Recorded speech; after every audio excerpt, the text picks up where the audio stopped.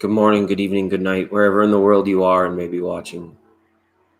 Whatever day in all of time, the universe this is, thank you for watching. Afra Shante, welcome. An open frequency for our friends. I'm well, thank you, Afra. How are you? How are you?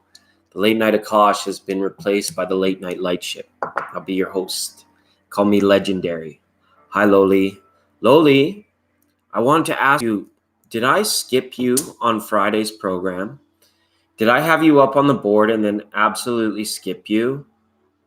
Because I was afraid that I did, and I had this thought that I missed somebody. Hello, Nero. Welcome, everyone. Hi, Ange. Day's been okay. I've been shoveling rocks all day. Thanks, everyone. I appreciate that. Nero, welcome. Emma Jones, welcome. Tarina B. and Tatiana. Hi, everyone. Thanks for being here. Yeah, come down goes like this. It's the Late Night Light Shifts. We've been working on the frame shift drive. We got to get out there. We're ready to go interstellar, everyone. It's going to be a time. Oh, okay, good. Oh, thank goodness. Thank goodness. I even went through and I watched and I thought that I just accidentally erased you off the board. Whew. Okay, sweet. So I think that's everybody caught up finally from Friday night when it got a little busy and a little out of control. So the Late Night Lightship, everybody, what we're going to do is it's going to be pick a sign. Okay, we're going to pick the signs that we want read for just because I've been shoveling rocks all day. I do it because it feels great. Feels great. It makes me strong. Okay, but I'll try and keep it chained. I'll try and keep it down and not get too shouty. So we have one vote for Libra. Tarina B, welcome to the program. Tarina B. And we've got one vote for Libra, which is nice. Thanks for Libra coming out of the gates. There's Libra. Scorpio and Pisces. Nero wants to see Scorpio and Pisces. Capricorn and Leo. So there's some big votes. But we haven't had two for one vote or one for two votes. I wasn't either. Everybody said one sign once, and that's great. But we can, and then here comes another one. This one for Cancer. Hi, Ange. Taurus and Scorpio. Hi, Ron. So that's right. The station 99.9 has replaced the Late Night Akash with the Late Night Lightship. And I think it's going to carry us to galaxies far, far away. And it'll be us because who was it? There was an anthropologist lady, I can't remember her name, but she had a famous quote that went something like, people underestimate the ability of conscientious communities changing the world. But there's lots of people changing the world and focus on the world. So we're going to make some changes to Sagittarius A, maybe the center of the galaxy, maybe a few other stars that we like to hang up high, when we get there, some of them that are beautiful. Oh, thanks, Tati. Okay, so do we have any more votes? Did we have a final analysis? Libra was first, and there was nothing else coming overwhelmingly. So maybe let's do Libra, okay? We're going to ask for an oracle card and some tarot, just like maybe 3 or 4 tarot for each sign tonight. For weekly, for June, weekly, just for and how as well they're doing in their ascension process, because we're all about that. We're all about that. Okay, Tarina B, thanks for being on the program. So the focus is on what we can know and what Libra needs to know, what we all want to know. What and who is the no for Libra? No should say yes. You say goodbye, and I say hello. I don't know why you say goodbye. I say hello. All right. So we're just gonna get some of the access to some fun loving back into the program. Right. So focus on Libra and the Beatles maybe too. I love Libra. I really, when Libras are in my life, I appreciate the calm in the tempest that they are. They're like the calm There's always seems to be a raging tempest going on around Libra, and Libra's there.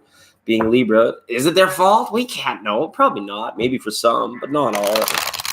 Right. High concrete rose. Concrete.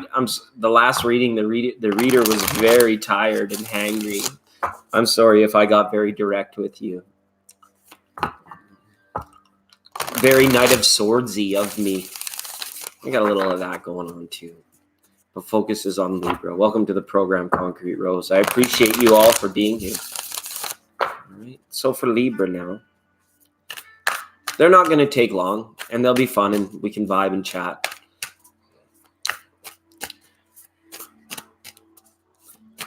For Libra. Okay.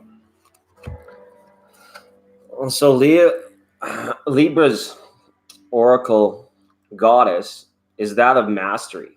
I'm not even going to attempt to say their names tonight because it's like I'm like the butcher of like regular names. Can you imagine how when I tried the other night? Okay.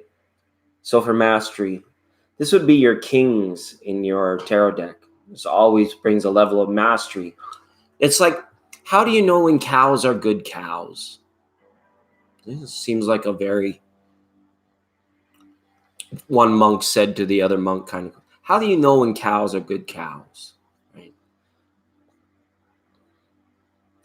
Well, it's because when they're outstanding in their field. That's how you know when they're good, when they're actually really good. And outstanding in your field is this feeling I have for Libra. That focus. There are so many Libras that I'm familiar with, and then I just know intuitively they have that one thing. They have that thing that they do, and they do it very well. Okay? And so it's not surprising that we see them in sort of terms of how they're ascending, how they're keeping along with the energy that's coming in to our planet and waking many of us up, that they would see that. And for some Libras, it's all about the fullness of the understanding. Okay? So let's put that up there. And I'm just going to put the screen down on it for a time because, like, let's face it. This guy, he's been on TV. He's been on YouTube a lot lately. Let's just tone it down a little bit on the late night light shift. So thanks all for coming and everyone for being here. If you can bear to hang with us through reading for the signs, it's something that I wanted to try new. It takes a little bit less energy and well, rightly so, because I'm pretty wiped out today. And I want to thank you all for being here. Okay, and I want to wish you all the best in all things: benevolence, peace, prosperity, abundance, joy, happiness, and bliss. Okay, and this is what we're coming out for Libra now. This is kind of weekly, just kind of fun, and as well, overarching energies, right? All right, big things for Libra right now. Okay, many Libras could be seeing promotions. Many Libras could be seeing places of advancement or changes for the better. Okay, now why I say that in this changes for the better, they've got this card of Empress up here, and hopefully that's presenting well, but the card of Empress is there to say you put in the hard work, you've done the groundwork, you've reached a place or a plateau where you deserve recognition. Libra deserves to be understood, deserves to be noticed. Okay, even if there's like many other like larger egos at play, and even if Libra is acting as a bit of an instigator at times or enticing certain energies, is why there's this tempest going on all around Libra. Okay. Because in that tempest, right, in this life, in their walk, in their path, in their destiny, I feel Libra has this knowingness that they can achieve mastery, or if not already, just in the possibility, the knowingness of the possibility of achieving mastery, they already have. Now, not all Libras are maybe in tune or wise enough to grasp that fully, but it's a deep knowing that they have, and it's almost like an awakened Libra can be a real force to be reckoned with, can be, and not in a bad way. It's not like you'd have to reckon with them. I should just say they can be a real force. Okay. It's something that you want to align with, that if you have an awake Libra that comes into your life, or if maybe you are an awake Libra that is here with us, you know, you may find it, you know, it takes a learning curve to be able to align with an awakened Libra because of the power and the distinct angle or what they bring to the table in terms of the 12 constellations, the 12 zodiacs, right? That space in the galaxy that's out there is very much, it's unique, it's endemic, it's something beautiful. And it's like Libra, you may find that you are like the world. It's the world actually, the sense I have, does owe you a little bit of a favor here. You have put in a lot of hard work, and Libras that haven't seen their rewards as of late, that are long overdue, don't worry, the honeypot's going to get sweeter. The longer it takes for the payoff to be, the sweeter the payoff is going to get. Okay, so there's a really nice cards. So this could be a mastery of patience as well for some Libra, just waiting on it. And as well, it could be mastery that's finally somebody's acknowledging all the legwork, all the groundwork, all of the hard dedication that has gone into things like projects, creations, team efforts, and things like that for Libra. All right. So, well, that's good. We'll just pull on the whole light ship over here. We'll pull on it. Look at, I even got parts and pieces, Emma, out of the frame shift drive. These are the light ships. These are the ones that we use to go interstellar. Okay. And we're broadcasting live from an open frequency for our friends at 99.9. It'll be that way for a time. So have a good time. The sun can't shine every day. I know. I genuinely like you too, Emma.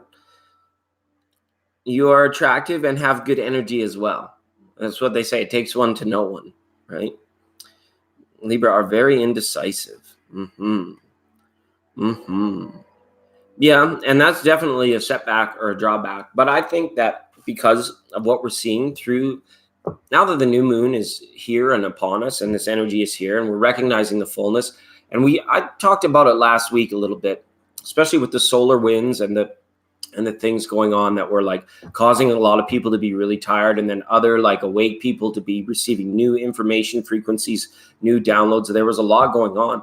And there was this thing going on with purity of mind, and Aquarius, Libra, and Gemini all actually being in benefit to this season, this time of season, very favorable from the air signs.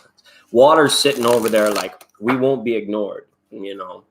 I got a little emotional. Speaking of the waterworks, I got a little emotional when I was researching the legend of the day, and June 5th, tomorrow, took me back to Teton Dam back in 1976. For many of you that were alive at that time and living in and around Idaho, that was just a tragic, and I'm always on these engineers, the Fukushima ding-dongs, these ding-dongs that built this Teton Dam, just ready to rage against the machine on some of that. Like, wow. But anyways, I digress. Thanks, Libra. And thank you, Tarina B, for suggesting Libra. Okay, we better make sure that we got Libra off to the side. Who's next? What's next? Hi, Dev Dada. Welcome. People are missing. Oh, yeah, absolutely. What's going on all over the place today? June 4th, 5th, and 6th is going to be like a day of like, there's heightened awareness. People are recognizing patterns, okay? And we had that freight train of divine masculine go through right at the onset of the new moon. And as this energy is like pushing through, because moon is conjunct with Mercurius today. And Mercurius and Mars are doing this weird like little coattail dance. They're going to be conjunct pretty soon. Jupiter's set to go at full opposition in mid-month. And then Neptunus, just Neptune, I guess, here on Earth, is going stationary and then is going to go retrograde at the end of the month. So what's happening now is that people are seeing patterns in other people. They're very aware of it, whether they're aware that they are aware or not. I don't know if they're not awake, but they are still aware, can be aware. So it's like a very like strong time for like like some tomfoolery, like playing a trick on person or goading someone, you know, and people that get off on that kind of thing, they'll be like kind of doing that more naturally. Other people will just find it as they're like a little bit more quick-witted. And, you know, there is real easy trigger points or fire points. Leos, Aries, right? Even Scorpios to a point. Like the water signs will not be ignored. Scorpio, Cancer will just be like, bleh. Don't come at me with that, you know, and they may end up projecting it onto somebody. Okay. It is a tough Gemini season. The 2019. Another big years of change and decision, right? Don't worry about decision 2020. Decision is already happening in 2019. When we get to 2020, people will be like, oh, hindsight is 2020. It'll be the joke of the year. I'm actually predicting that'll be like the joke of the year. Or there'll be like some weird, interesting science fiction references because of 2020 coming up as well, too. People will be amalgamating those moments in the year 2525, right? That kind of thing. And so that said, a very tricky year for many people. Lots of people experiencing tower moments. And depending on your birth chart, they could be happening anywhere through the calendar year. Some people will catch them at better times, and some people will catch their tower moments at like more brutal times. So that's why we're always focusing on like, do your inner work, do your shadow work, right? So we got to say hi to our sponsors. The open frequency from the light ships here tonight is brought to you by the good people at Thank You Water, right? The ships are on light, but we like to be a light because when you're thirsty, you can be an appreciation. Think, thank you, water. Right? That word thirsty. And also our other sponsors of the month for Gemini season in the month of June is Jupiter Retrograde Demolition Incorporated. About to bring all this shadow work up to the fire. So it's only going to climax. It's only going to get the tempest in the storm, as we talked about. It's going to be a windy, bumpy ride. Okay, folks? It's going to be a little bit of turbulence. But that's okay. We're on a light ship. We're not on a 747 or anything like that. Just be safe, everybody out there. Okay? So let's vote for the next sign. Can we do that? Can I get a hell yeah? This lady got the thickness. Can I get a say what? This lovely lady got the thickness. Can I get a hell yeah? Hi, bright light. Bright light, bright light. I want to find an old jingle for the Light Bright. The toy that you used to put the little colorful pegs. Like this would be your Light Bright peg, and you could like stick it in, and then it would light up whatever color the peg was from the light behind. Bright light, bright light. M13 Empress, Tina Miller. 1 vote for Scorpio. Okay, that's great. Thanks, Tina. We could have a look at Scorpio. I remember that toy. Yeah. One of my favorite astrologers was doing a new moon video. Her name is, what the heck is her name? Okay, I'll think of it in a minute. Story that went nowhere because I couldn't think of her name in the moment. Barbara Goldsmith.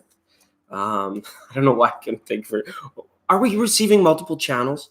I want one for Pisces.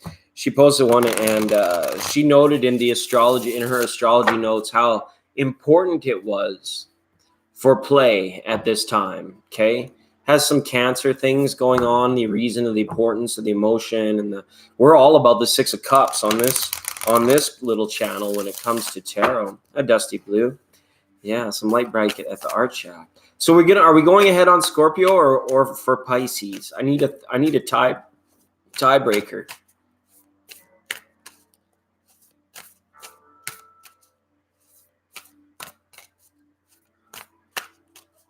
You took my advice and expressed myself to him, and he said he'd been waiting for so long, and he said he wants to marry me, but I made him mad at you again. Oh, good, bright light. I'm glad somebody's getting on the train, because you see how it works, don't you? The train moves, not the station. And this station, 99.9, is really happy to hear when things like that are happening to the people that tune in and tune on and wake up and move past their fears and really embrace love. Because what is that old adage? Love is letting go of fear. Kay Runt and Dev Dada, thank you. We got lots of votes for Scorpio now. Okay, great. That's the direction. Because I can just pick them too if you guys would rather. So a little, text in on the request line and we'll get you your favorite Jiminy Jam, your favorite didgeridoo, and your favorite Jam Don Dada, right? We can do that. It's got one of those feels. Cool, look at Scorpio. Scorpio pulled, I can say this one, Persephone, and she is goddess of inexperience. Okay. Inexperience in what? Well, exactly. Inexperience in what? So for some Scorpios, woke Scorpios, this will be an experience in terms of like, what is next? What truly is next? And for others, it's like, I feel Scorpio is dealing with a lot of like sticky energy that's like not willing to let them go. Like if you have a Scorpio partner or you're trying to call it off with a Scorpio, your Scorpio might not want to let go, right? Or if you're a Scorpio, you may find that you're unwilling to let go of someone right now, which is normally not a problem for you. But any Scorpios that are experiencing new depths of emotion, new levels of relationship, they have a tendency at times to become very clingy, and they do it out of an innate selfishness, that's there for them. So in terms of Scorpio's walk and Scorpio's path through all this, they're really like kind of like in a reception line of a meeting sign. It's like, hi, Aries, I'm Scorpio. Hi, Libra, I'm Scorpio. Hi, Leo, I'm Scorpio. Hi, Pisces, I'm Scorpio. Because they're from so far out there in that direction in the galaxy that they don't even know who anybody else is. It's like they're meeting them all for the first time. And when they get to a person or an energy that they love, they can just be all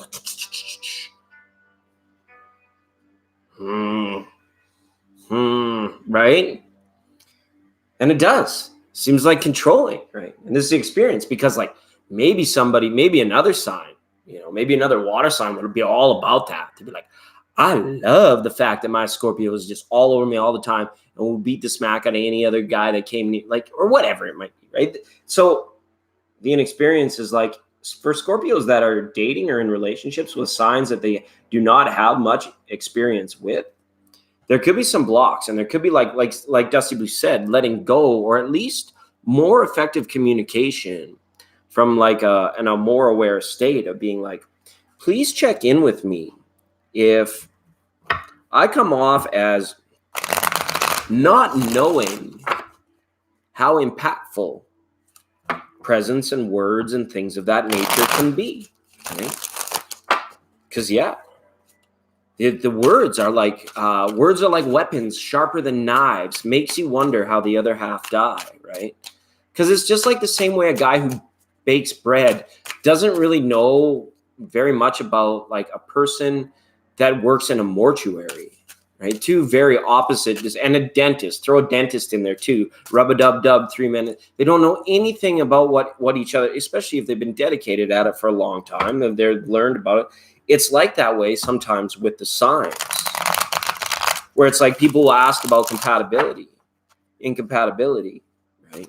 Well, it's like until a baker actually meets a dentist, can they know if what would be in common, right? Or what would trigger the other, maybe the mortician or the coroner is pulling an eyeball out and the guy that's baking bread is like ready to like just be grossed out and like, something like that. I don't know. It's just, it's about the distance, right?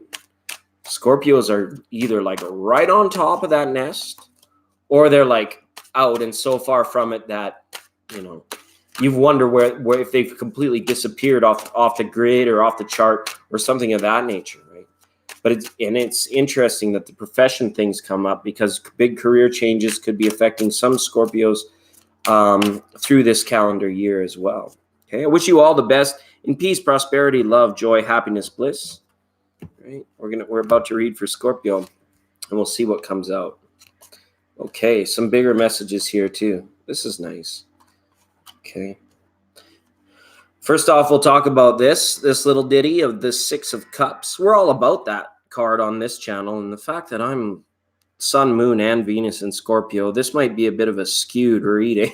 This might go a bit askew. It's always weird when the reader plays into it. It's always weird. So, Six of Cups here.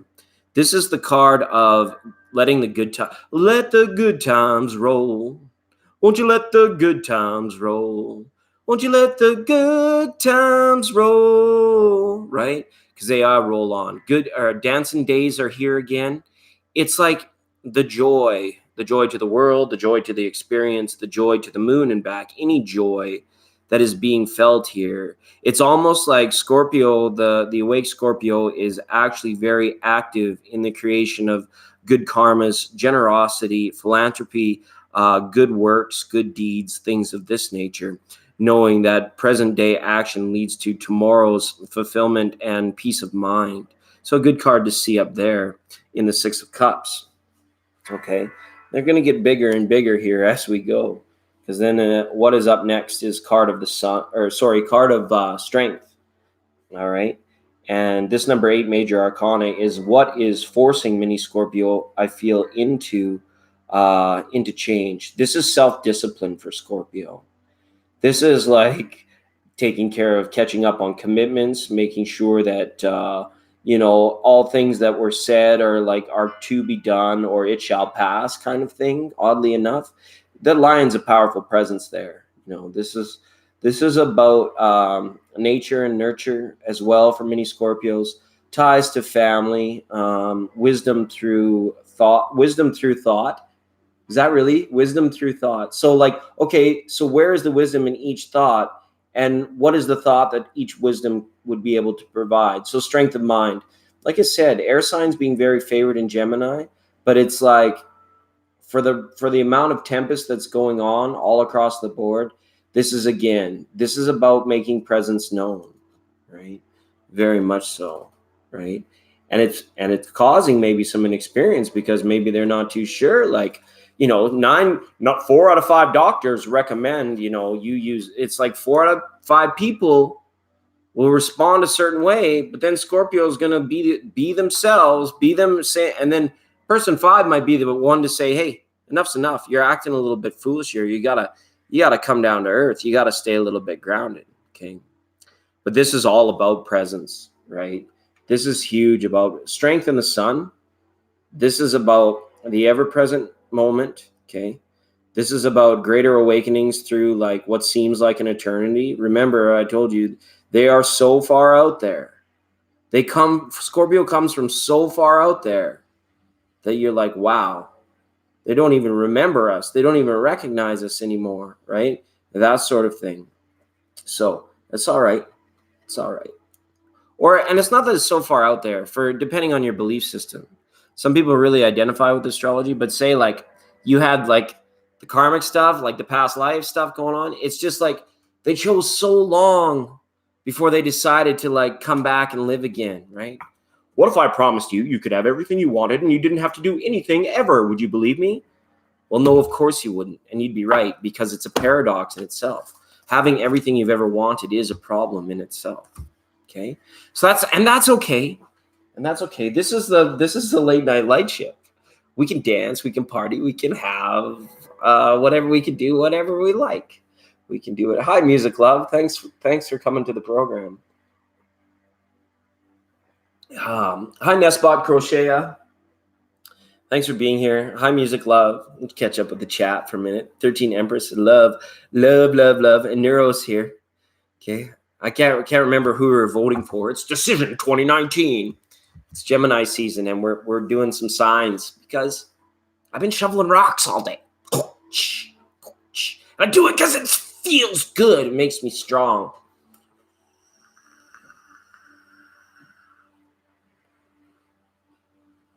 So far, I'm out there. Right? Is there anybody out there? Is there anybody out there All right, it's okay. It's okay.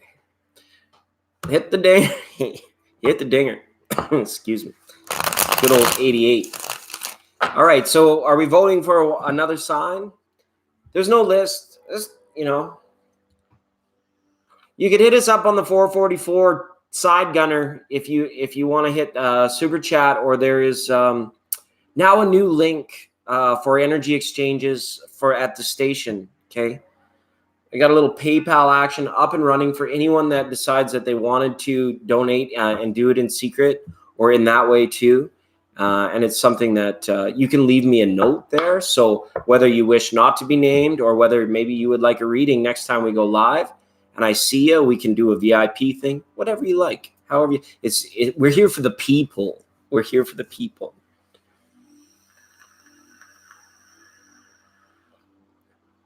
Hi, Steph Z. Hi, Steph Z. Hi, Cherry Blossom. We got Aquarius. We got Aquarius, Leo, Taurus, Cancer, Taurus. It tore us apart.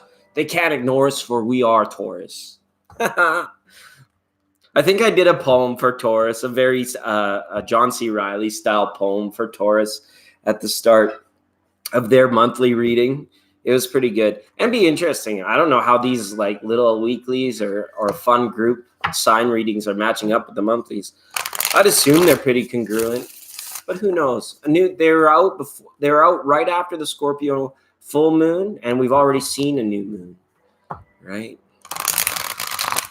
I love the certain readers that I come across once in a while, and they're like, there's absolutely no time definition on my readings. Whenever you're watching, whenever you happen to like click that video and actually stay for the reading is the right time.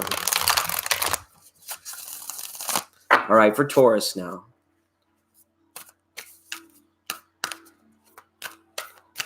Oh, Fishy, you're so fine, you blow my mind. Hey, Fishy. Hey, Fishy. Oh, Fishy, what a pity you don't want to swim. You take me by the heart and you take me by the fin. Oh, Fishy, what a pity you don't understand. You're just a little fishy. You're not my main man. Okay, that's all right for Pisces.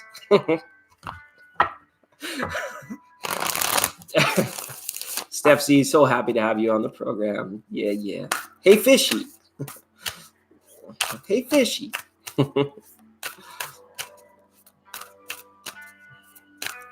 Yes to the stillness. Oh, wait, the silliness. Okay, for Taurus now. Oh, cool. Maybe that's why that happened. Maybe that's why it all felt so silly for a minute. Yeah, Taurus has the goddess of humor. Look at her. She's so happy. She's got a big old smile on her face. She's like, look, I just got my teeth cleaned. And guess what time I had my appointment at? At 2:30. Right? She's super funny about it all. This could be dad jokes for like 25-8. Okay, but seriously, okay. I'm just going to ground the reader because we have to read for Taurus now. Okay.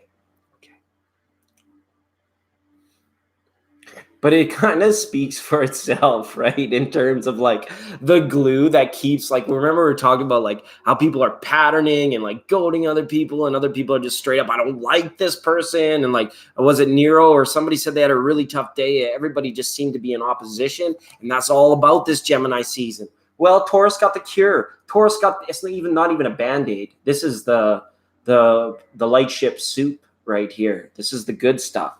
This is the stuff that does. It makes you giggle in your belly and laugh in your heart. Okay. And Taurus maybe just finding the humor or the lighter side in many, many things. Even if shit goes sideways on them, and then they'll be able to step back and laugh. That's good.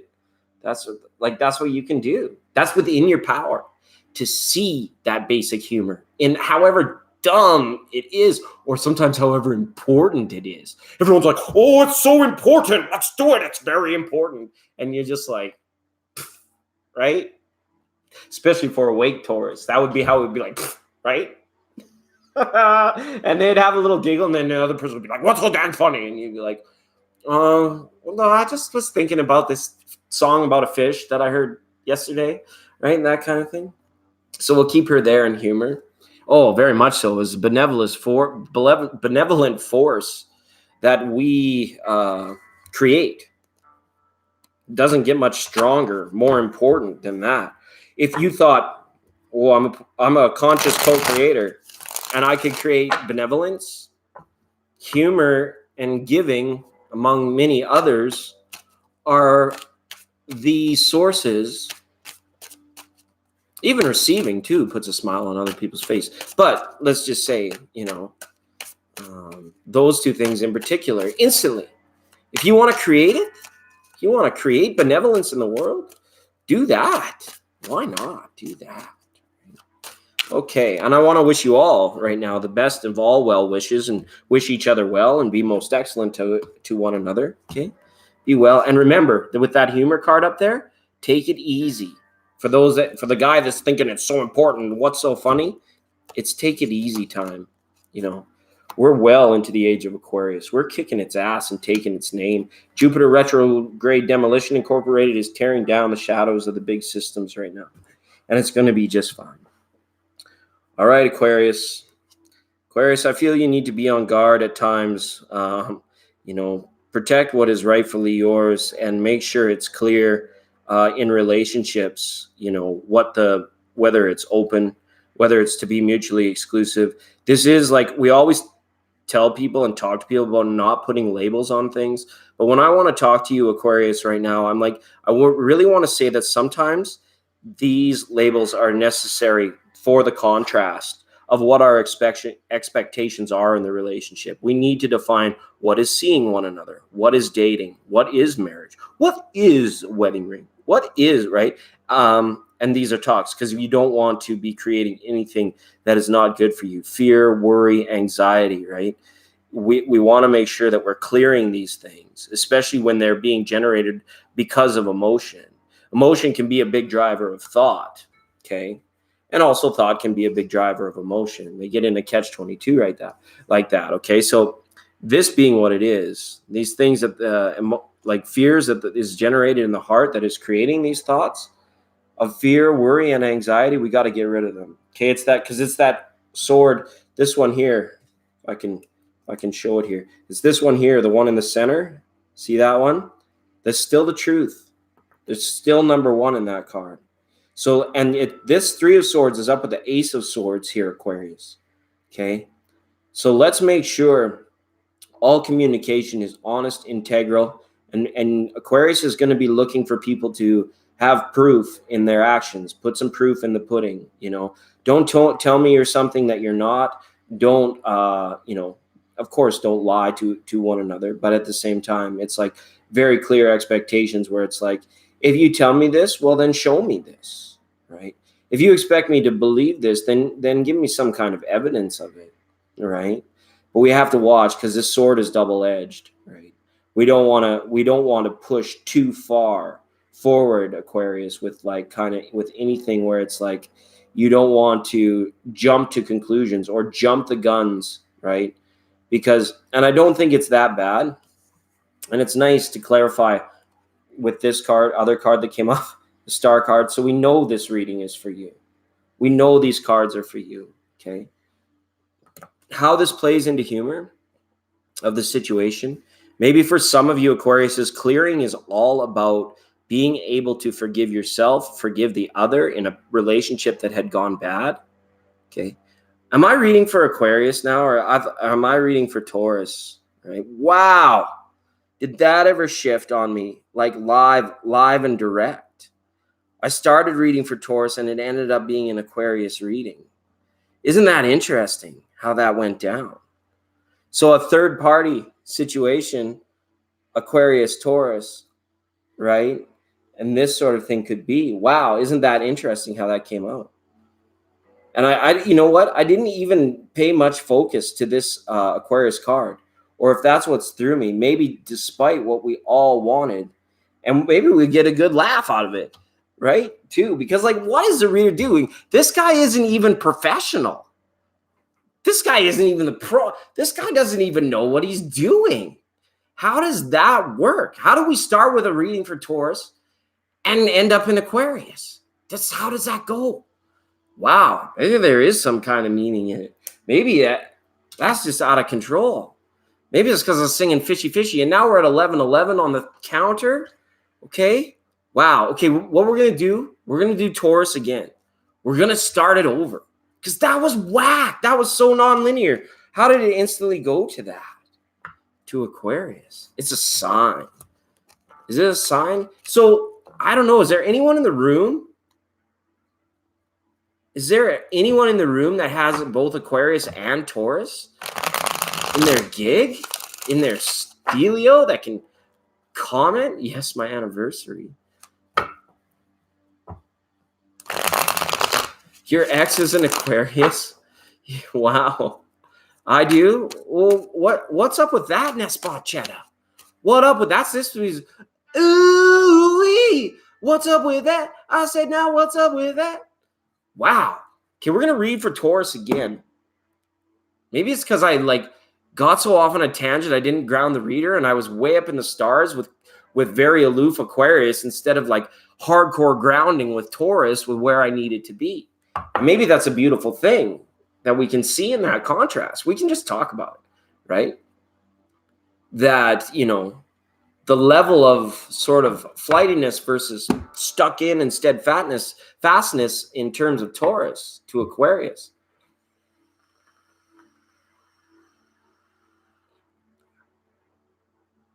It happens. Oh yeah. What just happened? It definitely happens. Okay, let's try again for Taurus if everyone's okay. You're like, is this guy for real? And then we'll get on to Pisces and some of the other signs. Don't worry. We can hang out till it's done. It's not too late night on the late night ships. And Whitney's like, oh, absolutely laugh out loud. Absolutely laugh out loud. Okay, I'm going to set the intention on Taurus. And if the cards come out with similar messages, I'm going to get pretty freaked out. Because I think we have to read for Taurus and then Aquarius. We just have to, don't we? Do we have to? I guess we don't have to do anything if we want to. We probably should, just for interesting sake, right? Freaky deaky. Yeah. Yeah. Okay. Taurus. Other than the laugh we just got, Taurus, this is a goddess of secrets come out for Taurus. Okay? So maybe feeling a little bit more clandestine yesterday, and not yesterday, as of late. I guess yesterday works. A little bit more clandestine. Maybe you're actually using a very important trick in your bag in terms of your law of attraction and saying, I'm not going to make my intentions and my goals known to every Tom, Dick, and Harry that I meet. Because there'll always be naysayers. There'll always be people that will have energy about what they heard, about what I told them, about my path, about my destiny.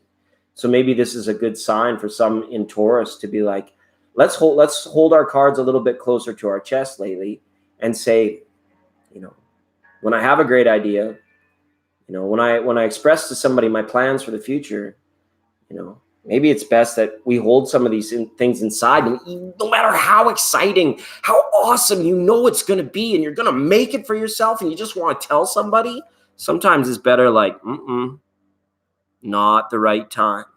Okay, so not a good time to be revealing too much information for Taurus. Okay, and Taurus could be finding themselves a bit investigative too. Secrets could be bothering Taurus. Secrets could be kind of playing into it, right? And that sort of thing. So we have the Three of Swords and the clarity of the Ace of Swords up there. Let's just see. Maybe we've got someone in the chat room so powerful that they've got their intention set on it so much that it's infecting the reading. And I get it. I totally understand it. Okay? So let's try this again, people. Let's try this again. As Tarot Illumination would say, people, let's try this again.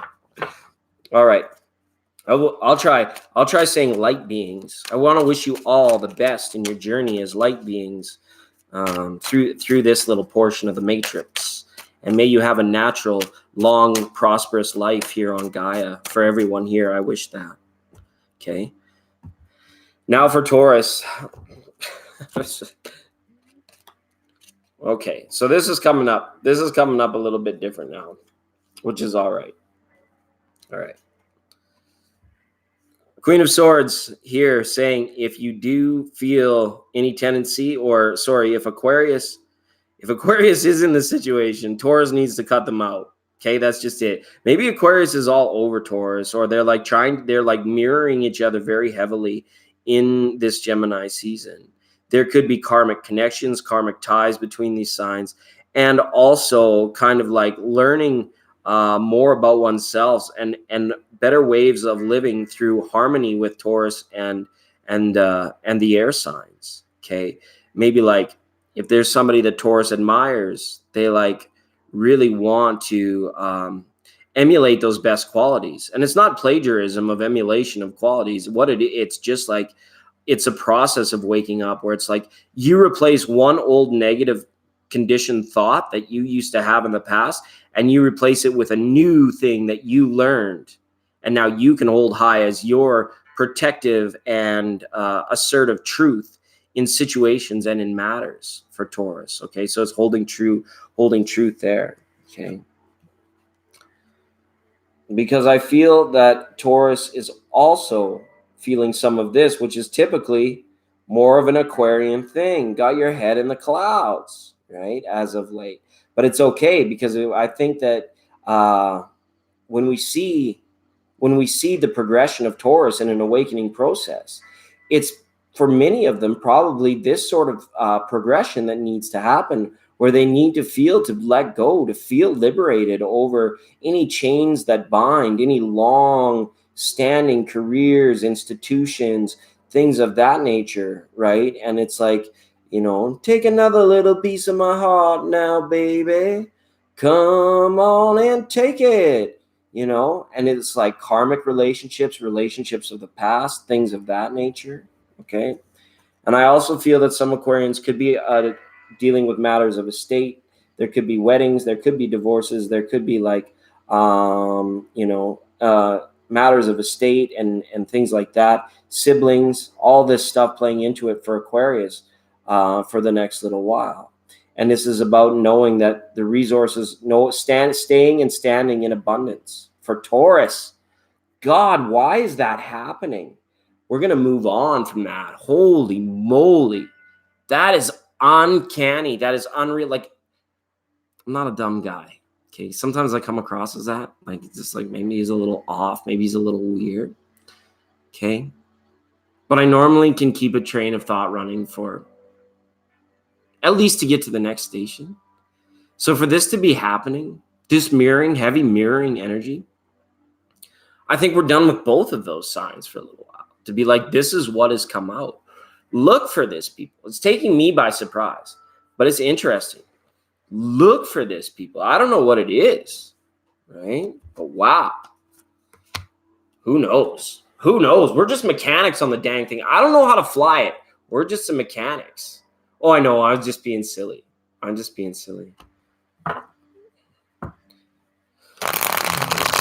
adoptees.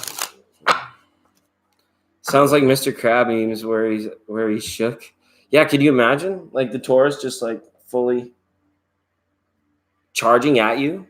Okay. And I just want to apologize to the sponsors if we screwed things up here in terms of our presentation.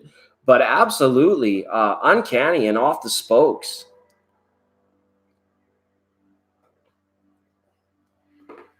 And Ange is just there because she's so receptive, and that, what was able to be gleaned. Maybe here's what I need to do. I need to keep my little card out so that I can look down quickly and be like, it's not this. But so odd. So thanks for that, Ange. I appreciate that.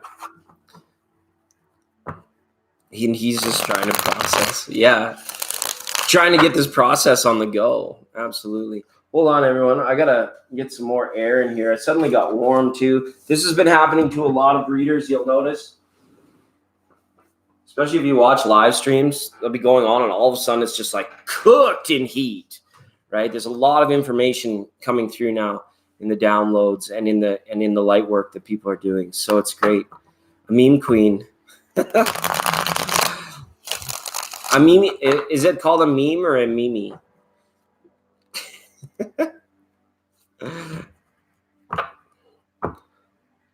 Yeah, I don't know what it is. It could be just the changing of the time. Okay, so a meme. Oh, okay, it's a meme. I'm just teasing. The Mimi Queen. All right. So let's go on. It can't be Taurus. It can't be Aquarius. Let's go on to the next sign.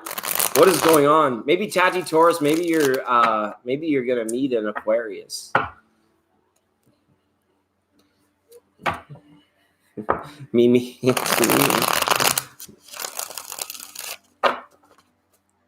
Is that Leo run? Or is that Aries? I forget. The fishy. 1 vote for Pisces. No offense to Aquarius. Why does Aquarius want to be all about Taurus just right now? Who knows? Why would Taurus even think about Aquarius? It's interesting. It's Leo, right? Okay. Yeah, I knew it was one of them fire signs. One of them fire signs. So we got 1 vote for Leo, 1 vote for Pisces. Aries is violent. Ooh. They've been feeling it. They've been waiting to catch fire. Nesbach, that's okay. Don't worry about it. If something is there meant for you, then that's good. It's funny, hey, how something derailed like that, and you can all just like associate it to be like, yeah, I knew what that meant. I knew what that was about, and whether or not why, it's just what it is, right? This is just what it is. Males. Christina, you got mail. Oh, here's the mail. It never fails. It makes me want to wag my tail. Mail. Okay. It is the isness of our business. That's right. No, I'm too old. I'm too dinosaur for Snapchat. I don't even know how it works. I don't even know how to put the puppy dog nose on my thing. Yeah. Okay, Ron. I think we'll go ahead and read for Leo, and then we'll read for Pisces if everyone's all right with that. And if not, it doesn't matter. Cause I do what I want on the Baby Kid Talk Show on my very own light ship. Right. When the moon hits your eye like a big pizza pie, that's amore. It was dark, hey, for new moon. Where I was at, it was dark as dirty dark last night. So dark. Give me a hug. Oh, give me a hug. Hug. Hi, Christina. For Leo, let's get the oracle out first. What are we even doing? What even goes on here? The 13 Empress. Thanks. Everyone that jumped in and hung out. Yeah. I felt the benevolent humor kind of seeping out. It was kind of like leaking out of the presentations in a way. So that's why I'm going to go from like posting as much as I have, maybe only down to like 2 or 3 times a week.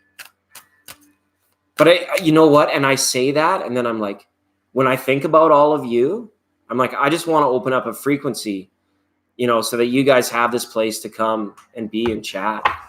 And it's great because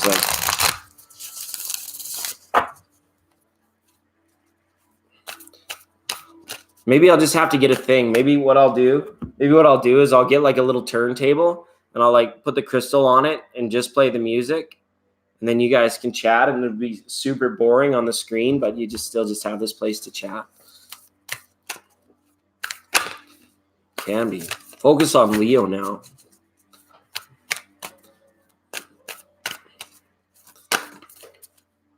Okay, Leo. This is a nice oracle card to see. You pulled the Goddess of Assurance. Well, she's got a little butterfly there in her hand, letting little hummingbird know everything's gonna be all right, right? Woke up this morning, smiled with the rising sun. 3 little birds sit by my doorstep. singing sweet songs of melodies pure and true, saying, this is my message to you. Okay.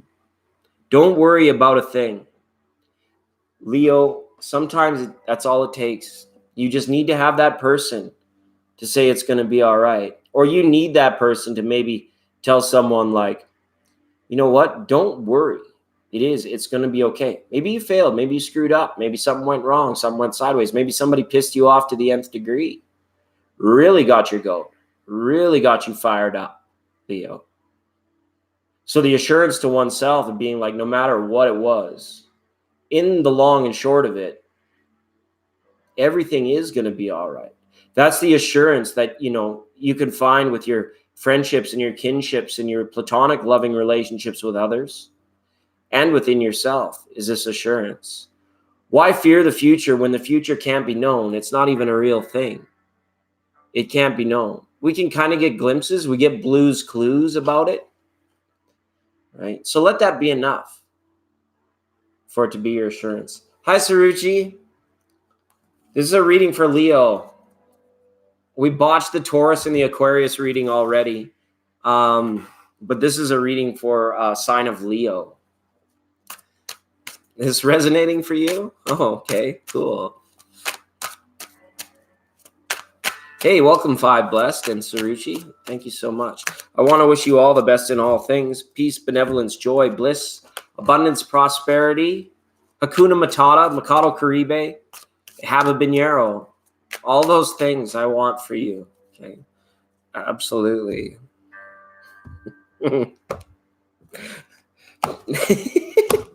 Okay, all right. The botch. It's the botch. Okay, what a wonderful phrase. Indeed, it is. Okay. Now for Leo. Socially, things are going to be picking up and a little bit more harmonious for Leo here. Okay, this is about Leo understanding where others are coming from more often or at equal time. Sometimes there's this potentiality for Leo to really dominate the room at a party, dominate the, you're so vain. I bet you think this song is about you. You're so vain. I bet you think this song is about you, don't you? It's okay, Leo.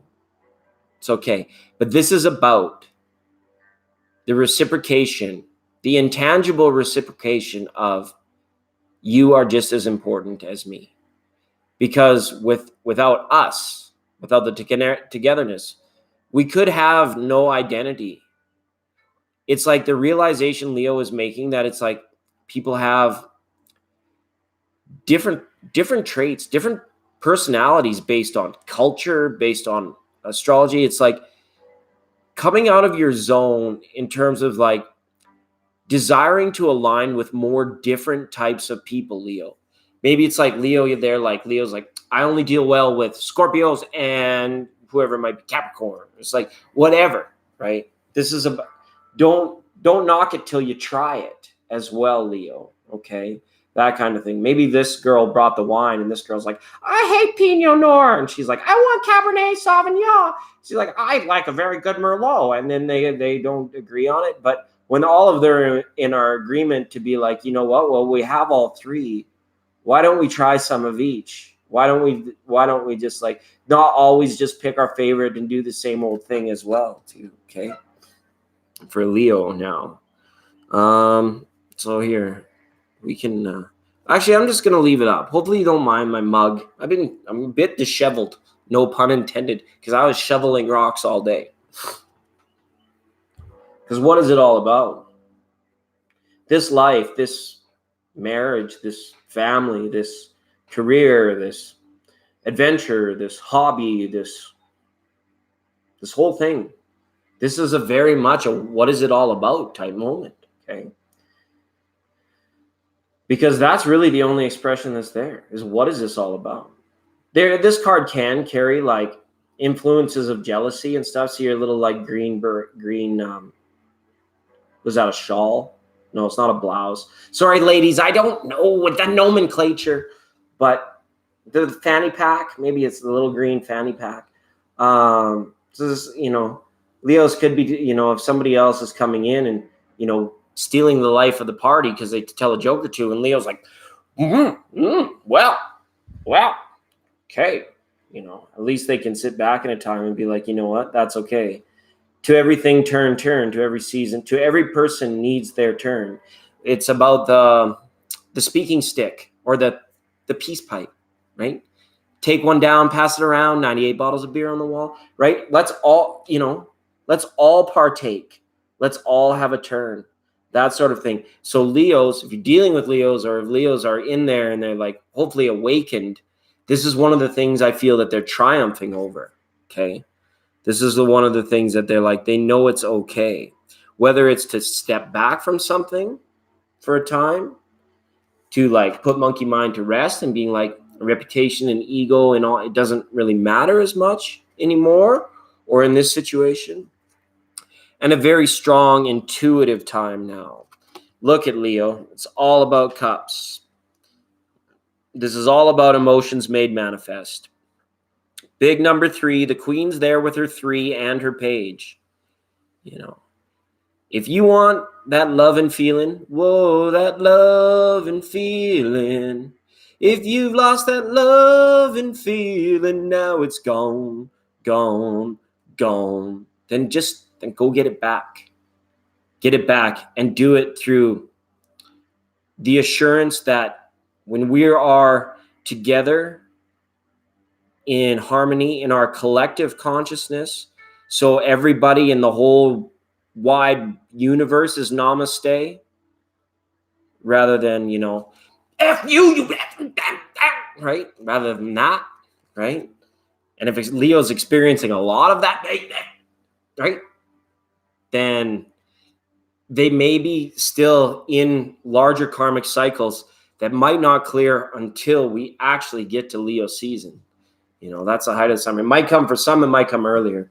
We got Neptune going retrograde later on this month and Jupiter at opposition. So this just might be a little bit of a bumpy ride. It might be very reactive, agitated, things like that, if things are not sort of happening the way that they want them to be. Okay. God forbid this person should be your boss. All right. Hey, Ron, what if I told you could have everything you ever wanted and you didn't have to do a single thing? You wouldn't believe me, would you? And you'd be right. All 3. Okay, so for Leo, that was fun. Leo, I don't know, it's just like all those cups there, but I was feeling all this, and the assurance card and the emotional assurance, right? But I was feeling like all of this standoffishness almost, or us versus them, me versus you, something rooted deep in competition with that 3 of cups, right? It's like there's got to be better ways to feel better,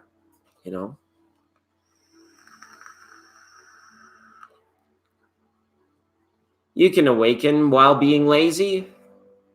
You can definitely awaken by being lazy. But you got to go out and shovel rocks every once in a while too. Make sure you stay strong, Runt, because 3 is a number of manifestation, Devdata. 1 gives birth to 2, 2 gives birth to 3, 3 gives birth to 10,000 things. Right? So 1, Dao, Dao, right? 2, yin yang, contrast, the number 2, decision, yes or no. 3, oh, wait, there's a third option here? Oh, great, I'm going to make that happen. Card of manifestation. And then 3 leads to the 10,000 things that are probably actually in your home or apartment right now. If you counted them all, including the intangible stuff, your socks and your coins, probably come out around 10,000. Absolutely. Yodi yoked. We call it coyote yodi yoked.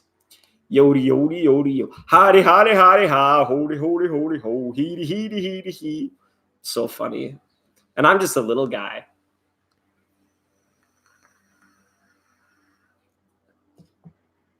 All right, so we're broadcasting from the light ships tonight here on 99.9. We're just having a little fun looking at the signs and keeping an open frequency for our friends. As always, these open frequencies are brought to you by the good people at Thank You Water.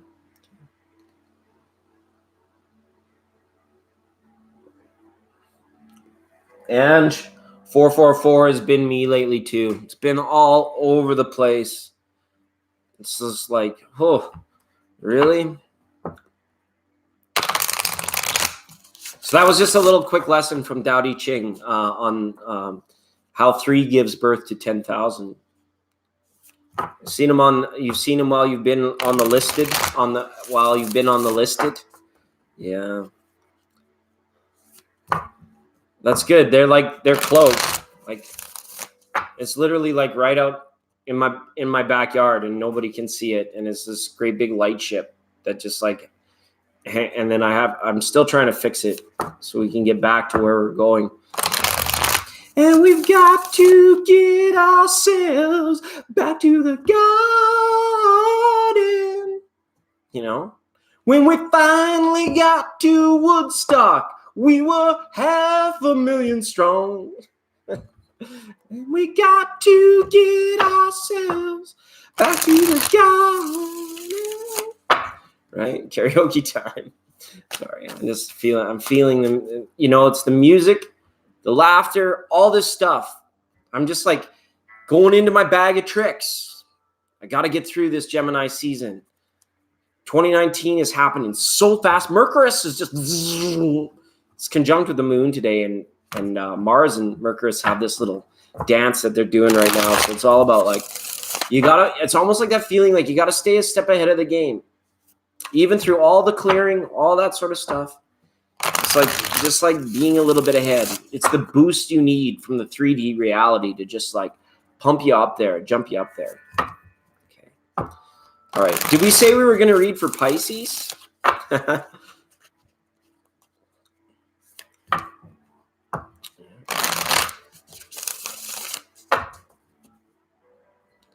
People are strange when you're a stranger. Women seem wicked when you're alone. Faces come out of the rain when you're strange. No one remembers your name when you're strange. You might still see him in the desert. Okay, for Pisces, Oracle card for Pisces now. Oracle card for Pisces.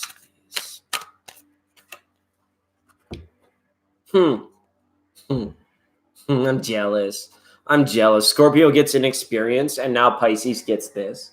You dang dingles. Goddess of knowledge. Athena. What's going on, Athena? What are you looking at? What you looking at, Mr. Owl? Looking at everything and nothing. People say nothing's impossible, but I do nothing every day because I got the knowledge. And in places like this old, quarantined planet, whatever you make of it, this old Earth, this old root tootin' boot scootin' boogie of a planet, here on Earth, this goes by another synonymous word, and that's known as power. Okay?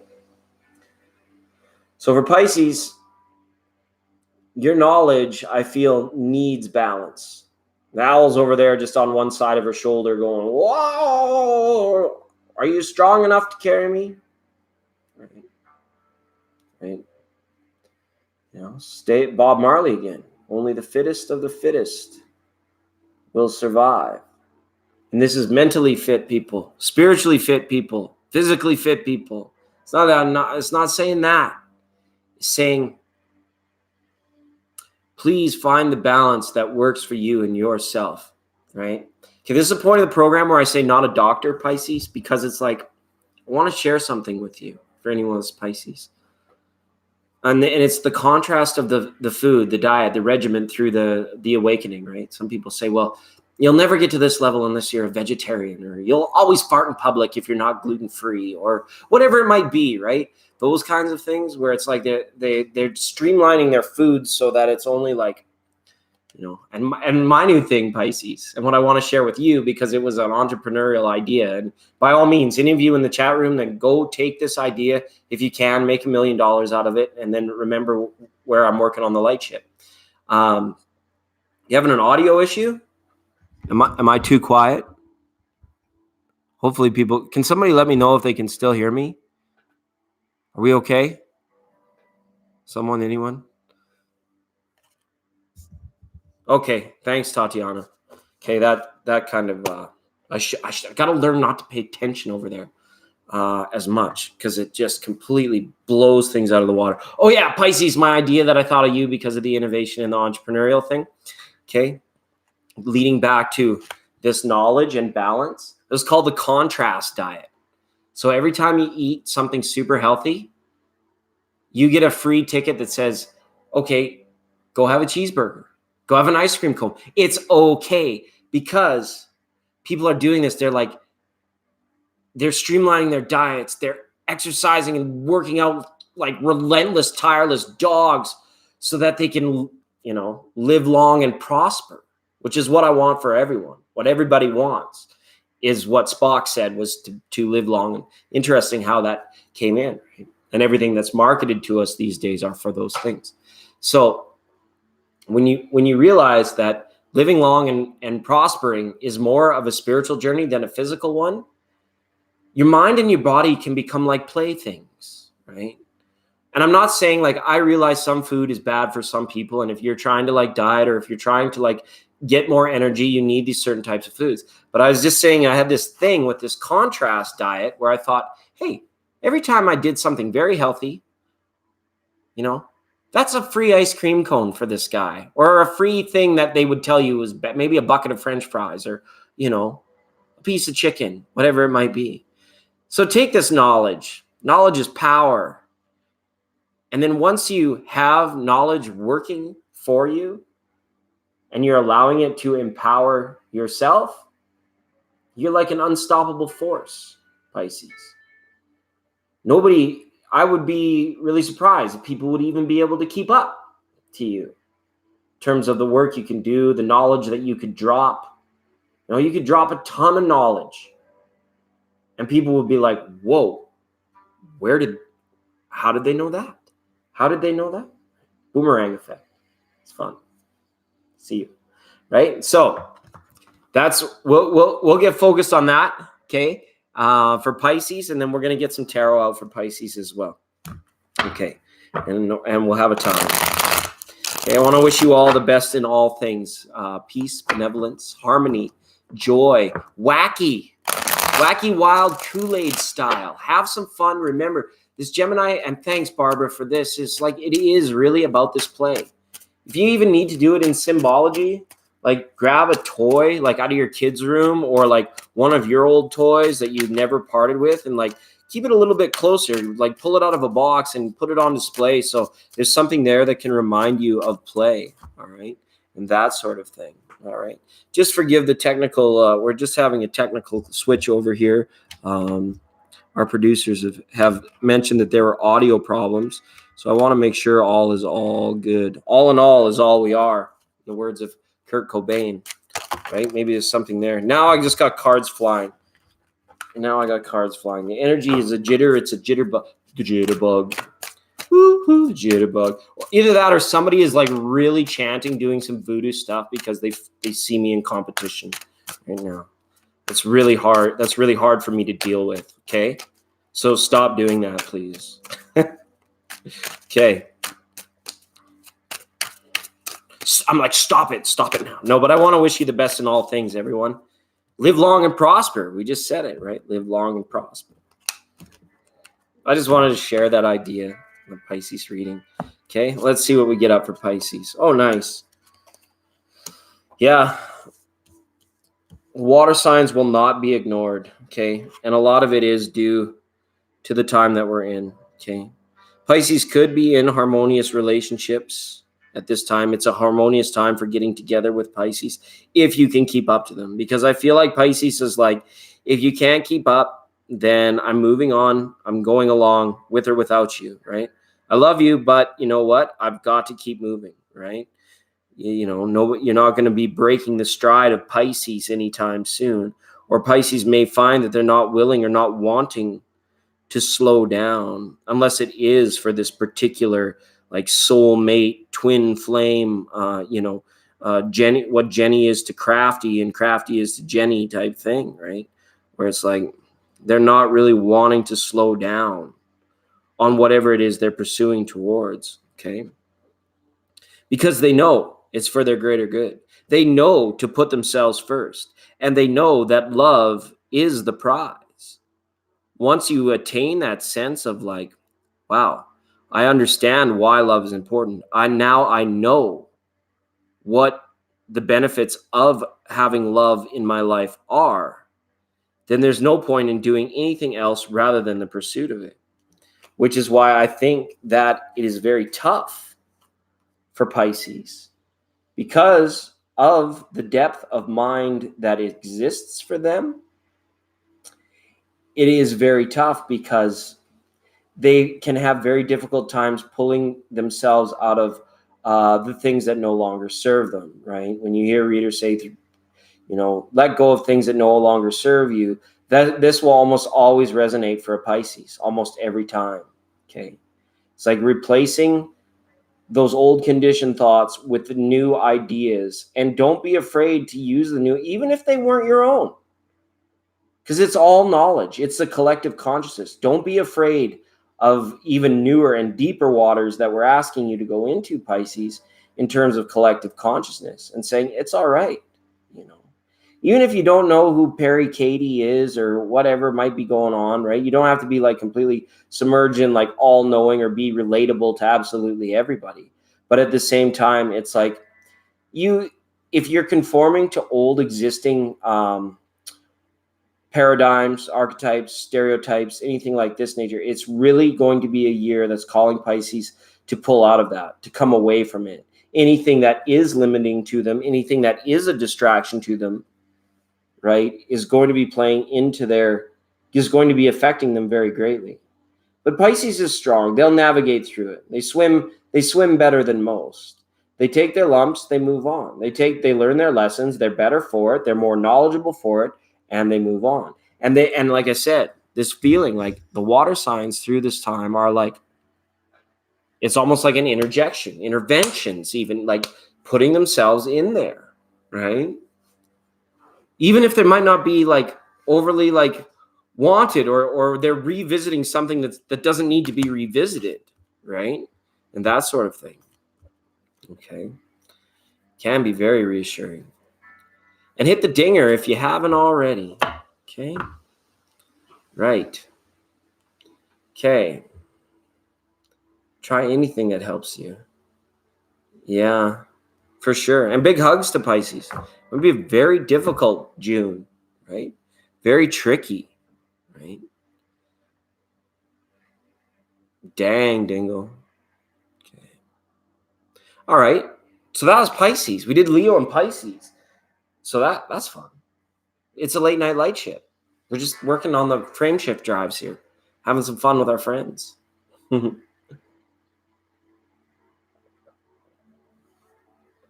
Music. Music is the secret. I'll know it can make you whole. Absolutely, Ange. Absolutely. We're on a water sign, and we haven't done Aries yet. Tarot water.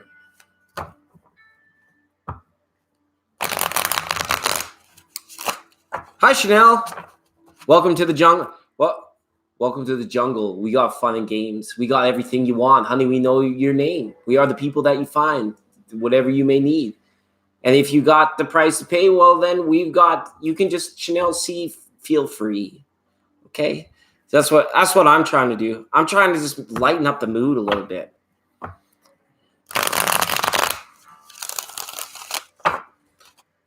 So happy you're here, Chanel C. Welcome. All right, so we're going to look into Cancer. Was it Ange Whitney? Yeah, we said Cancer, right? So, you know it can make you all the live long day. Absolutely. I tried to do Aquarius, Chanel C, and it didn't work out very good. Taurus and Aquarius are just write-offs for this week, apparently. You know, many of them might be in love down at the Motel 6 away from their husbands and wives. I don't know exactly what is going on, Chanel C, but yeah, I do.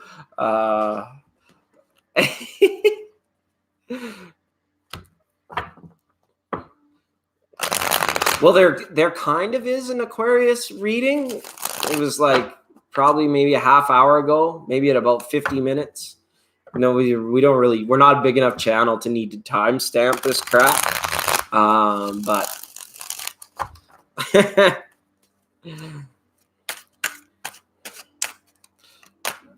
yeah, sorry, pal. Sorry, bud. You must have like endless daylight up there in Alaska right now. Hey, Chanel. Must feel like it's sunshine 24/7 almost. Taurus poop. Taurus poop. Bull poop. And Dusty Blue.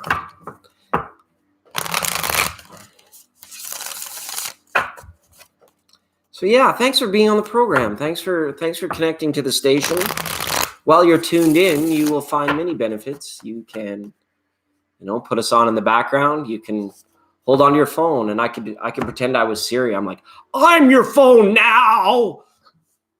Put me down sometimes. Turn me over so I don't keep you awake all night. I'm your phone, for crying out loud. I want to help you.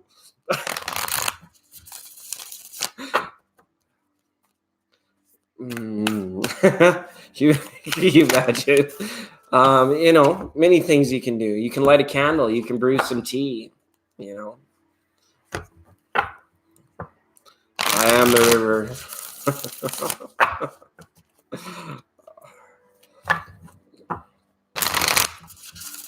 Focus on Cancer now for the oracle.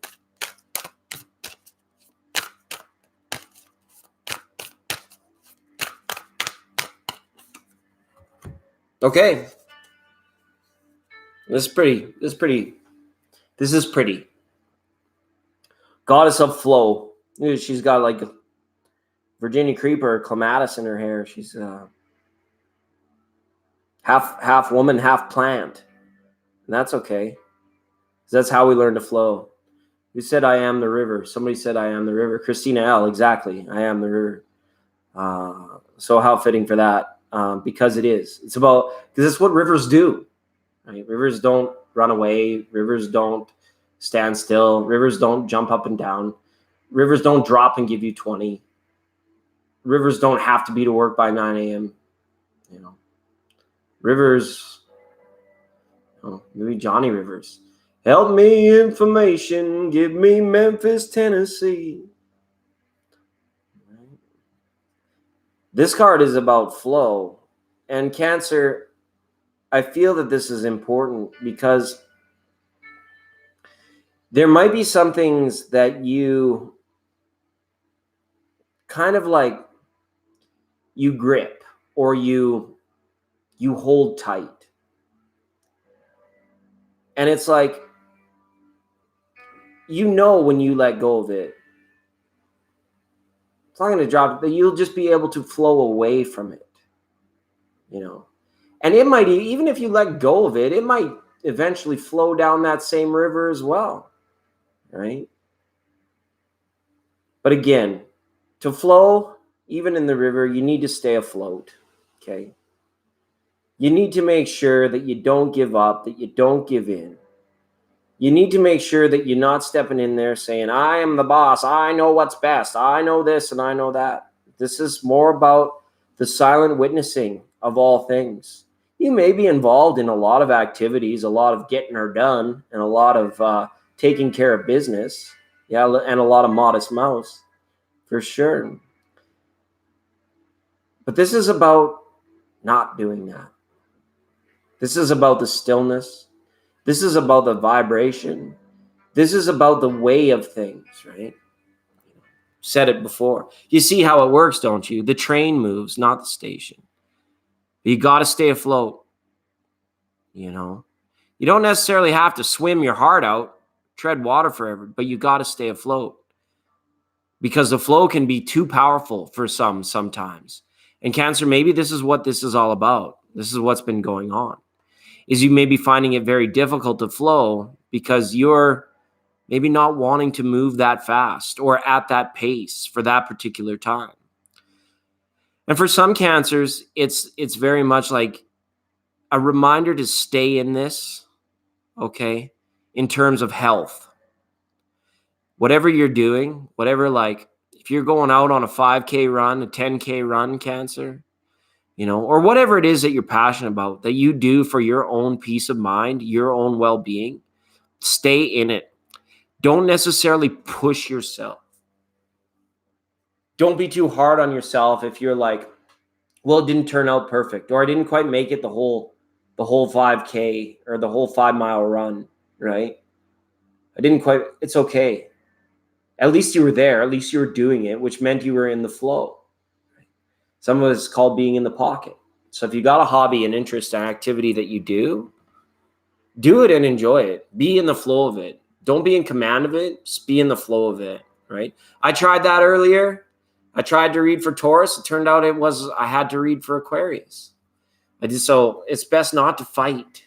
Never fight, because that's when you sink. That's when you have a tough time staying afloat, is when you fight the flow, right? And the flow is not going to stop. River doesn't stop. Nobody comes along and turns River off at like 9:30 at night and is like, okay, show's over, everybody. River's just going to stay here for tonight. No, it's not like that. The tides, the moons, the planets, the stars, all of it, it is moving through space at millions of miles per hour. We're lucky we're not getting torn apart by, the solar winds and all that stuff. We have this nice little planet to be here at home. So let's flow with what's going on here. Why would we ever want to fight too many things at one time? And pick your battles as well. Okay, Cancer? I want to wish you all the best in all things. Abundance, joys, prosperity, bliss, happiness. Okay. Be in it. Be in it. Bienvenue. Welcome. Welcome. All right. Wow. Because some cancers are absolutely refusing to do what's best for them. They're absolutely refusing it. They know what it is. They feel it in their heart. But why the procrastination? Why the delay in actually doing it? It's a tough one. Okay, not just Cancer, water signs now as well. But to an extent, but more so for Cancer.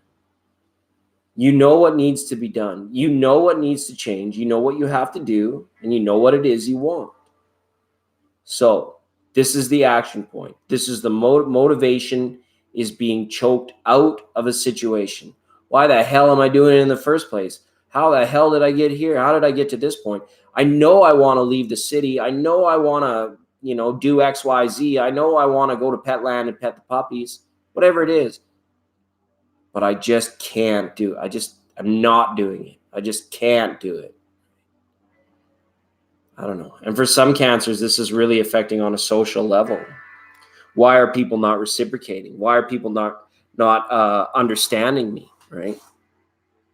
Could be that Cancer's version of the truth is a little bit tougher time aligning with collective consciousness. This is where you would see like conspiracy theorists or like preppers or like people that are just like, nope, this is what my daddy told me when I was 6 and that's the way it is and that's the way it's always going to be. Sorry, you do not get to go on to bonus round, right? Stand firm in your truth, but it's time to evaluate your truth, Cancer, versus what's actually going on in the real world. And does that truth serve what is actually happening around you? Because that is when you're not in the flow, is when you have this 5 of Swords. This is when an ideology or something stands in your way. We talked about it, I think it was on the Elemental Sundays program, where we said to the people that were in the chat room very early, it was like, How did that go now?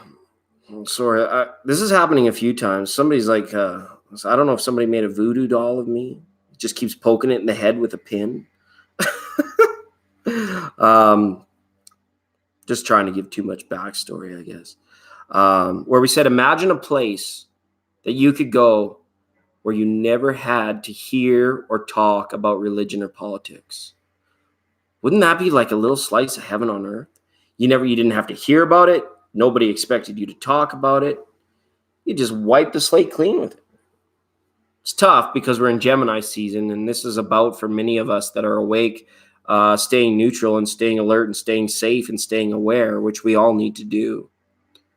So some of those frequencies can still assist, but they're mostly distracting. Okay? And this is, again, getting in the flow. This is about, a wise man once said to me, may your anger go to rest with you at night and not wake up with you in the morning. Okay? If you wake up angry, upset, depressed, despair, pissed off, all of the above, then this sets the entire day in a negative flow, in a conflictual energy. When you wake up and you say, thank you, I didn't lose any fingers while I was asleep. Wow, I still got all 10 of them, right? Thank you, my eyes are open and they still work. Holy F, I can still see, right? That's when your day begins to co-create with you, and it's easier to be in that flow. It's a simple point of appreciation, okay, with that judgment card, making the call. How are you actually? Do you wake up and you're like, I have to go to work? Or are you like, whew, another day on Gaia, another day where anything could happen. I'm so thankful that there's this cup of water by my side. The air that I'm breathing is relatively fresh and okay, that I can breathe, that kind of thing. All right. So for Cancer, tough. Cancer and Pisces, the water signs are going through a tough June, but they won't be ignored. Something about that. They're present. They're ready. Okay. So there's Cancer. Hopefully that was some okay resonance there, Ange Whitney, for sure. I appreciate you. So you let me know what's up in the feedback for those cards. Okay. Oxymoronica.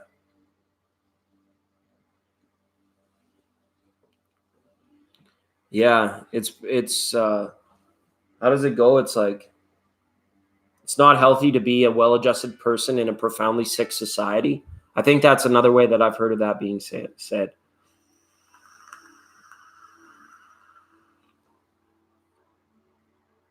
Create the habit. Yeah, exactly, Christina. And it's tough because good Kravitz, Miss Krabbit, Miss Krabopple, good habits are hard to create. They really are.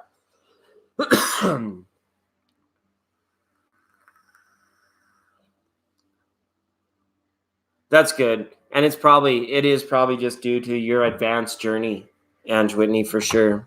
As we don't know who's going to be watching later. We really don't know. But again, it's funny because I ask for feedback and then I use the feedback because I want to justify. I want to qualify, right? That's a weird innate habit that we have. Talk about destroying bad habits that are so they're like Frankenstein right in there. It's like Arnie in Total Recall where he has to pull the brain implant out through his nose. Totally gross. Why is it still there? Why is it so sticky? Why is it so stuck to me? Is it just because it's humid outside? Or should I just need to go with the flow a little bit more? Yeah. Saruchi Lee is here. Yeah, Dusty Blue is great. Come and work on the light ships with us anytime.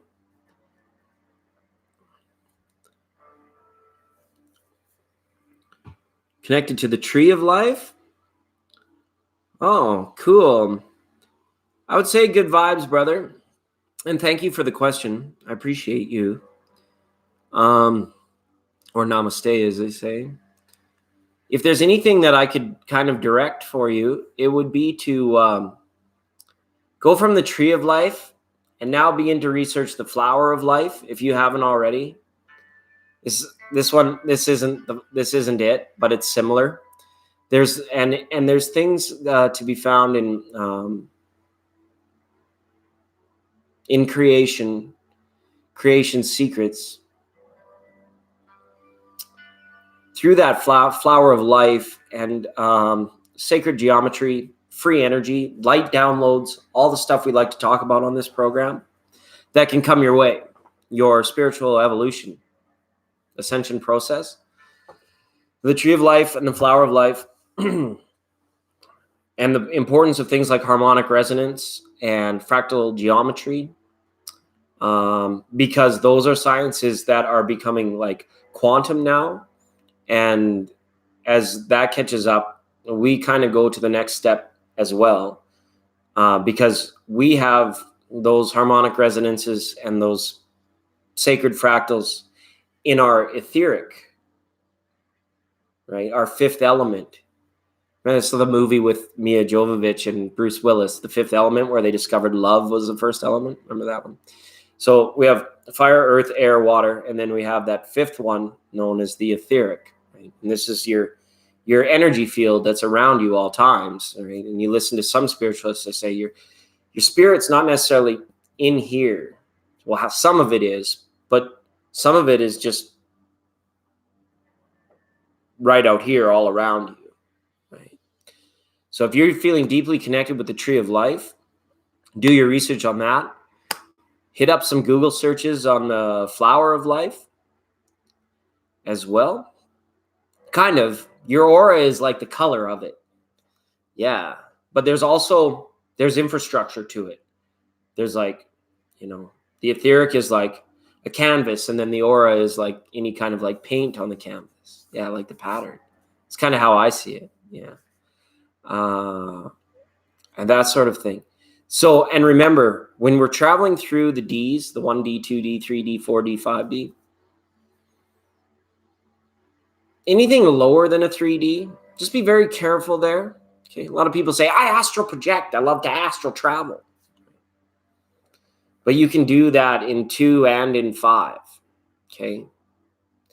You don't want to be You don't want to be driving your light ships down there in 2D more than maybe for a hypersecond. You just want to use it, bounce off it, get gone.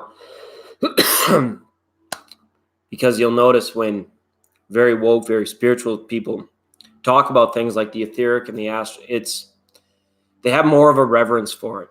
More than, I controlled it, I commanded it, I had a lucid dream, or I was in the astral realm. It's just like, no, there was no I. There was only is, right? It's so use that and just be careful if you're doing like deeper meditations. Of course, you'll get visions, you'll get all this stuff, and it'll all be okay. Know that you're safe, protected, and guided. You all have a protective white light around you at all times and are gifted angels, spirit guides, all of your light workers around you to help you. But remember, if you're there 2D in it, you don't want a 2D. You want a 2-do in the 3D more than you want a 2D, just 2-do kind of thing, right? That sort of thing. It's okay. We get a lot of it. And like dreaming is like a bit of a step above, right? I don't know if I'm explaining it very well. Welcome, X-Flame Z, Robbie Zeus. Welcome to the program. You stumbled into the station known as 99.9. The legendary light ships, the late night light ships. I'm your host, Legendary. They scrapped the Akash. Well, they didn't scrap it. It might still come back on an ASMR level, but this is for us.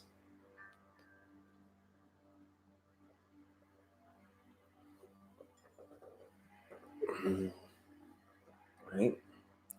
And we'll get there. We'll get to a point where it's like, no, it's me. Versus like, no, it's us. There is no me anymore. Right? Well, certainly there is. We all have that unique personal relationship with our higher self, but until you can really get to collective consciousness is very tough to get to cosmic, to the higher levels. Deepak had a great series on the 7 levels of consciousness. That's very good.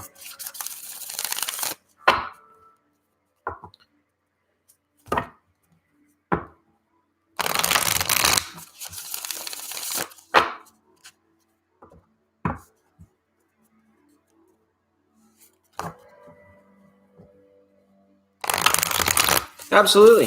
You can go down the escalator too. Sorry, everyone. I don't mean to judge it. If that came off as judgy, maybe it's just a boost you need to like say, hey, maybe I need to step up a little bit. And I can step up. By no means am I saying that I'm a master in all of this. Anyways, I'm still learning. I'm still a student as well. And if that came off as condescending or holding people that are not as spiritually advanced in contempt, I'm done justifying crap. Step up. Okay, that's all. Sometimes I'm like the motivational coach, but other time I'm like the coach that's playing to win. I want you to get there. Absolutely.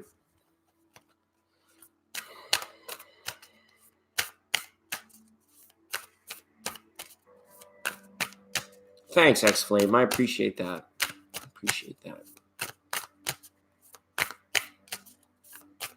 And Dusty Blue, the wisdom's in the room. Absolutely. So maybe what I'll do is I'll try not to talk about those things too much. Maybe what we'll do is we'll create I'll just shut up now. Yeah, the shadow work, right? Yeah, exactly. Why would you make your guardian angel go to war when you have no idea what you're doing there and you're just out for a joyride?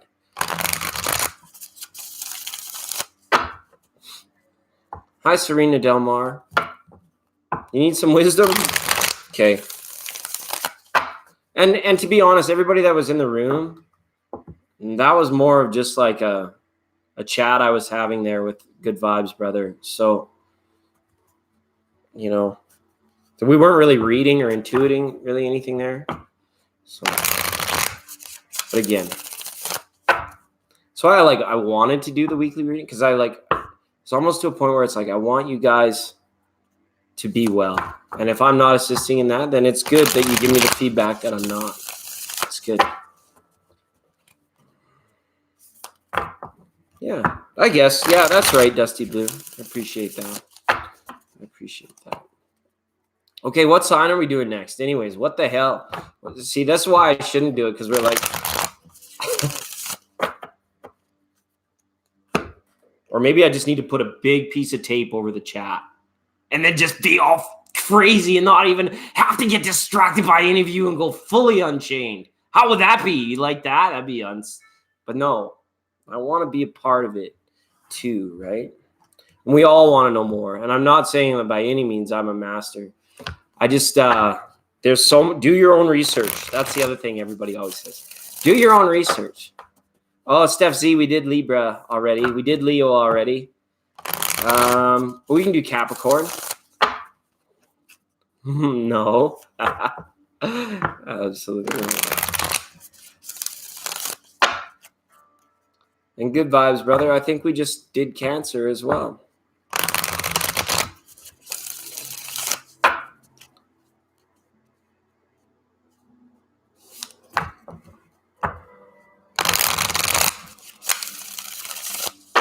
What the? Yeah. Steph Z, I'm being a little bit silly tonight. All right. Feel like singing more Tom Petty. Capricorn. Okay, let's do Capricorn. We did Pisces already, I think. Hi, Hanifa. Welcome to the program. Thanks for being here. No, we haven't done Aries yet, Naomi, and thank you for being here. And press mute. Yeah. I don't know. Strange things are afoot tonight. I've been like dropping cards and weird stuff. I swear somebody has a voodoo doll out of me and they're like putting like pins in it. It's getting really weird. It's getting really weird tonight, but that's okay. I expected it. We took a cash out. The light ships are in. Hi, Naomi. Okay, let's get some focus now in on Capricorn. Capricornians. And thank you, Capricorn. Capricorn got the most views for June. So thank you to all the Capricorns that watched Capricorn reading.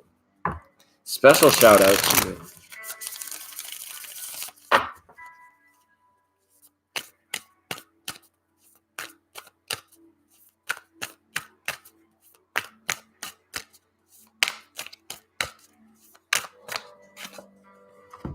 Okay, Capricorn. This is nice. This is nice. Capricorn has pulled the Oracle Goddess of Beauty. Look at that. Where does beauty come from? Where does beauty go? Where does beauty stay when beauty gets sleepy? Because there is a sleeping beauty. What does beauty do when it meets a beast that's completely unchained? What is beauty? Is it really only skin deep? From does it come from that fractal geometry place that we talked about that got me a little bit upset? Got everybody a little upset. Right? Does beauty keep us apart? Does beauty benefit us in any way? Okay. So, Capricorn, maybe all of these questions that are coming out is maybe in terms of like your struggle or your alignment with the working world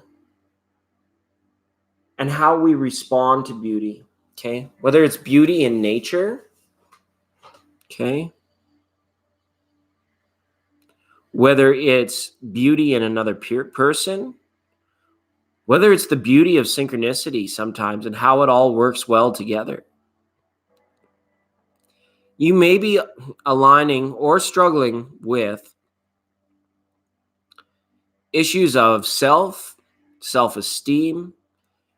because beauty, unfortunately, good old planet Earth, has become rooted in competition. Okay? What a terrible thing to have happen. Was one flower more beautiful than the other? Maybe to the eyes, but it probably stinks. It probably stinks. When you go to give it a little sniff, probably pretty stinky. Right? Even though it might be more appealing to the eye. You get close and you're like, ooh, ooh, ooh, right? That kind of thing. So unfortunately, beauty in this day, in this era, has been rooted in competition. So there may be as well, Capricorn, some things that you're feeling competitive nature about. Or some things where it's like, you may be feeling very Seven of Wands type energy. Like, I need to stay on top. I need to like defend things like reputation and ego at this time as well. Okay. But this can also be a great message to align with Gaia and with the earth, the elemental nature of Capricorn, being a reflective being of the planet, of the earth. And that's maybe where the true beauty can be found. Okay. All right. But let's get some cards out for Capricorn. All right. Hugs to everybody that may be feeling some Gemini jitters. I know I'm feeling them. I'm feeling them. That's okay. This tribe is strong. We really don't want to leave anyone behind.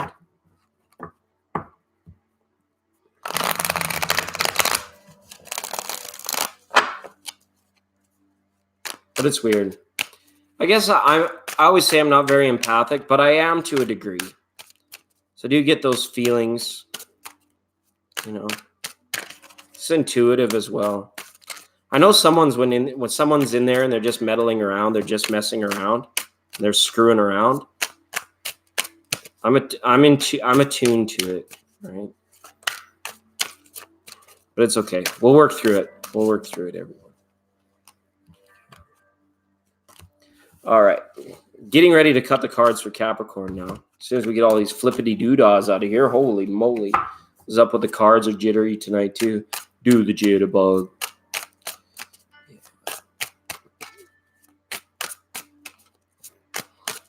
All right, I want to wish everybody the best in all things. Live long and prosper. We're going to leave it at that tonight on the light ships. Because our work here is ongoing. Okay. Capricorn. Okay.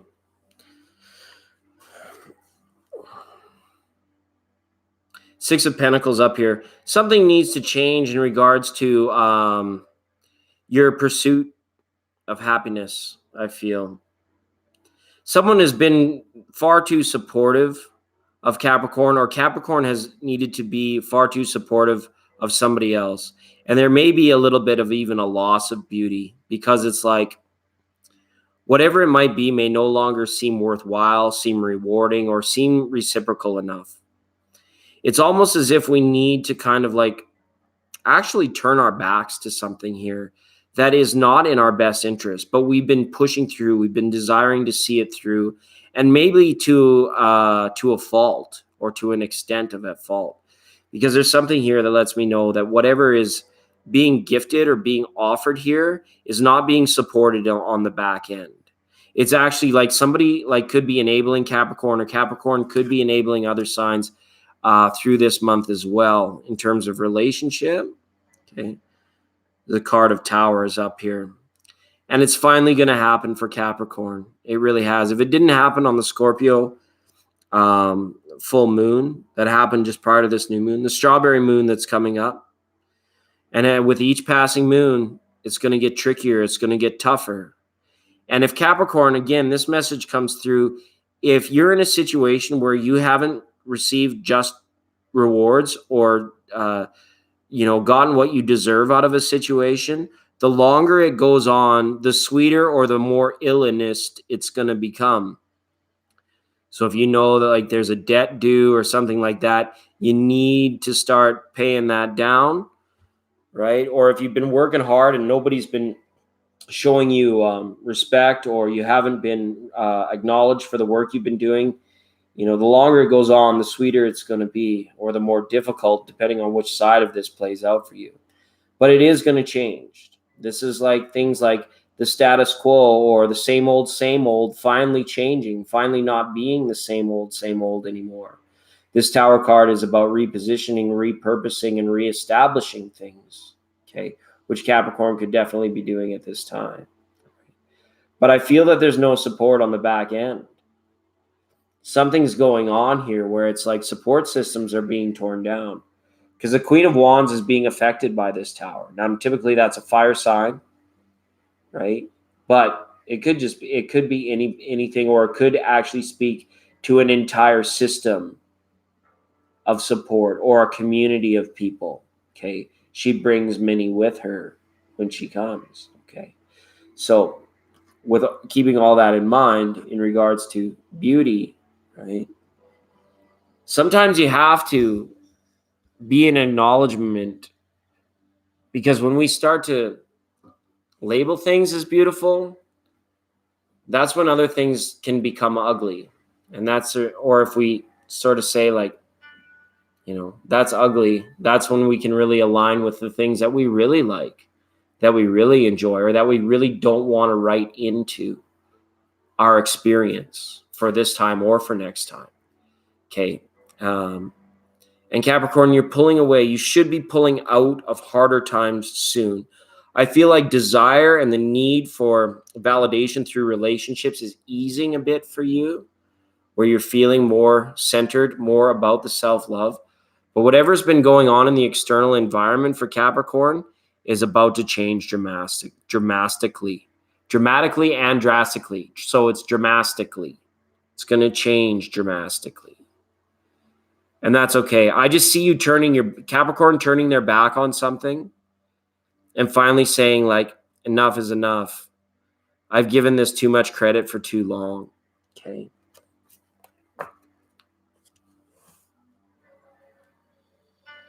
Well, that's good. I'm so glad that they can. I'm so glad that the words dramatically They're going to write that one into the Webster Dictionary one day.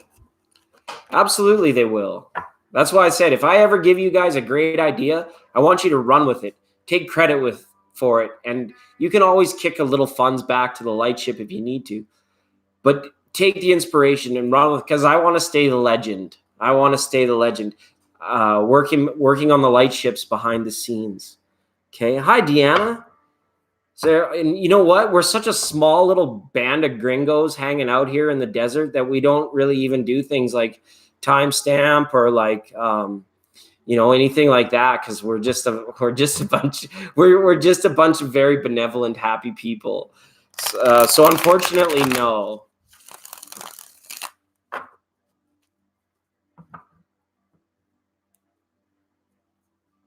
Whoa, that's some heavy duty stuff, X-Flame. That is some heavy duty stuff.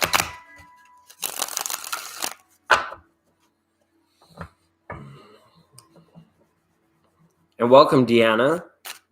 Welcome. I can roughly guess for Leo.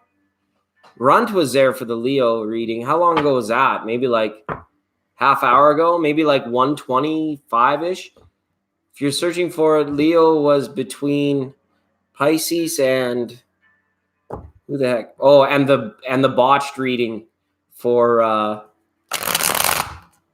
Terrarius. Aquarius.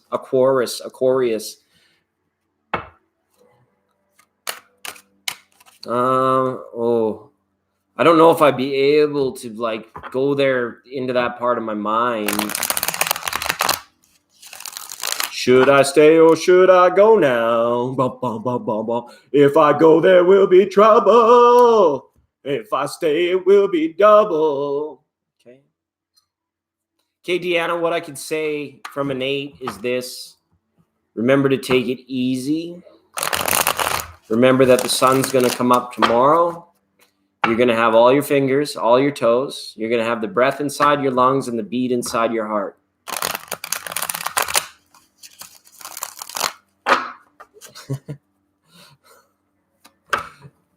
Okay.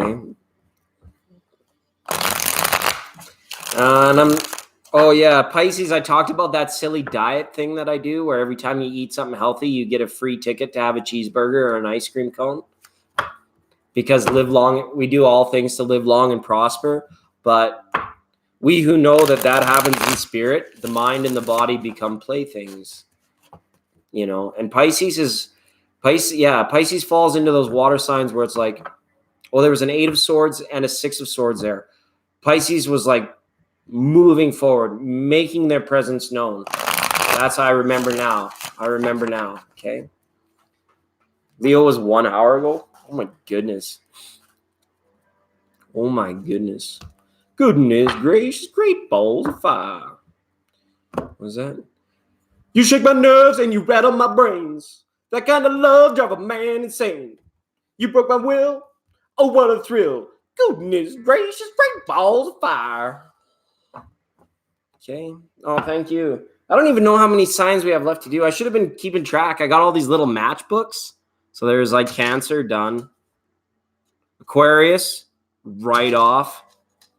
Leo, done. Pisces, done. Who's this now? Sagittarius, not done. Who cares? No, I'm just kidding. Virgo, not done yet. Who's that now? Taurus, right off. Aries, not done yet.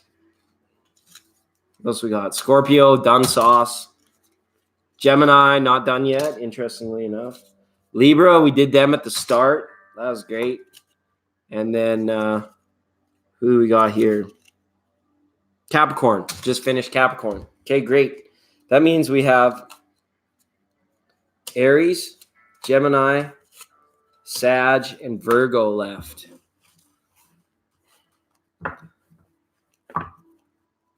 Oh, that's great.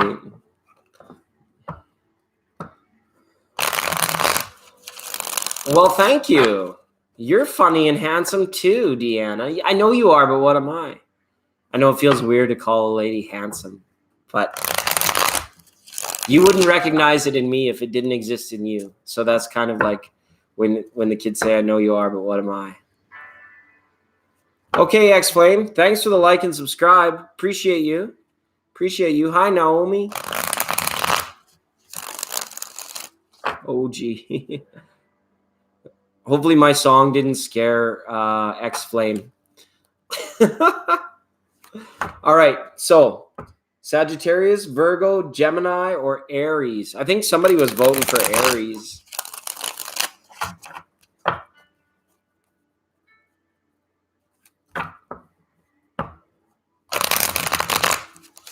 Hi, Genesis. Genesis votes for Gemini. It's been a minute. Thanks for coming and checking out. Naomi votes for Aries. Will there be someone to break the tie?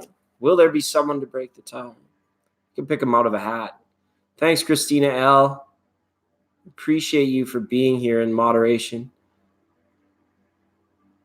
Hopefully I don't get shocked with my earbud. Sorry. Yeah, there is electricity in there. It's like, it's all rising up. Static cling. We've got spiritual static cling going on. Christina L. Did Tatiana have to go? I don't see her in the chat. She must have had to go. Oh, there she is. Oh, no. She's sad. She had to go. Uh-oh. Something really weird just came up. Yikes. Oh, I didn't see that in the chat. Tatiana, she did. She had to run. Okay. Hopefully it wasn't an Aquarius. Hopefully if that weird thing that happened turned out to be like an Aquarius thing, I'm going to freak out. Okay, there's another vote for Gemini. Thanks, Amy. Appreciate you. That's awesome. Thank you for being here. That's great. I would have been lost and gone forever. Oh, my darling Clementine. Okay, it's time for Gemini. Let's do that. Let's see the Castor and Pollux. No! Don't worry, they're not long, Naomi, especially if I stop yammering on for a time. No! It's so important that the other one goes first. No! I'm just teasing you guys. I love you all. I love you so much. More than you'll ever know. And sometimes I get a little shouty and pouty when,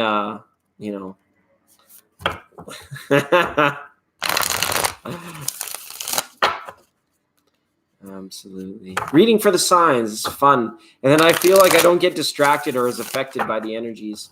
But we will do some more personal stuff coming up. I'm sure of it. I'm sure of us. This is an open frequency. We've got our new station, 99.9. The broadcast frequency on the light ships is good. We're broadcasting, and it's great. Hour and about, out and about. That's what I say, Hanifa. Out and about. It's out and about, bud. Going for a rip. Are you, bud? Okay. So for Genesis and Amy voted Gemini. Gemini. We're going to get a Goddess Oracle card up first, and then 3 tarot cards to support. They're just like mini sign readings. It's good. Oh, nice. Nice. Okay, in true Gemini spirit, there it is, the goddess of generosity. Okay? I get by with a little help from my friends. And hopefully it's very nice to be friends with a Gemini because of the reciprocal nature. Gemini has a true 6 of Pentacles vibe to it. Everybody usually associates that with Libra, but Gemini is definitely there in terms of the ability to give and receive freely, honestly, and authentically. It serves them very well. We are in Gemini season, and this time, as difficult as we may be finding it, if you can get into a place of stillness in mind and purity of thought, the air signs in particular are going to be finding synchronistic harmonies. Things that are just pushing them ahead, catalyzing them. It's your lucky day, winner, chicken dinner, or, the ride's on me today. That kind of good karma paying off and clarity of mind, knowing how sometimes you want to get it tattooed on your arm where you're like, that's a bad idea. So that whenever you're tempted to go and do something that's not for your greater good, you can remind yourself that that's not it could be a very bad idea. So like Kiss says, it ain't a crime to be good to yourself. Lick it up, oh, right? So it's not generosity, even unto self with your time, okay? And for many Geminis, it could be this. This could be the calling. This could be like, can you help me out?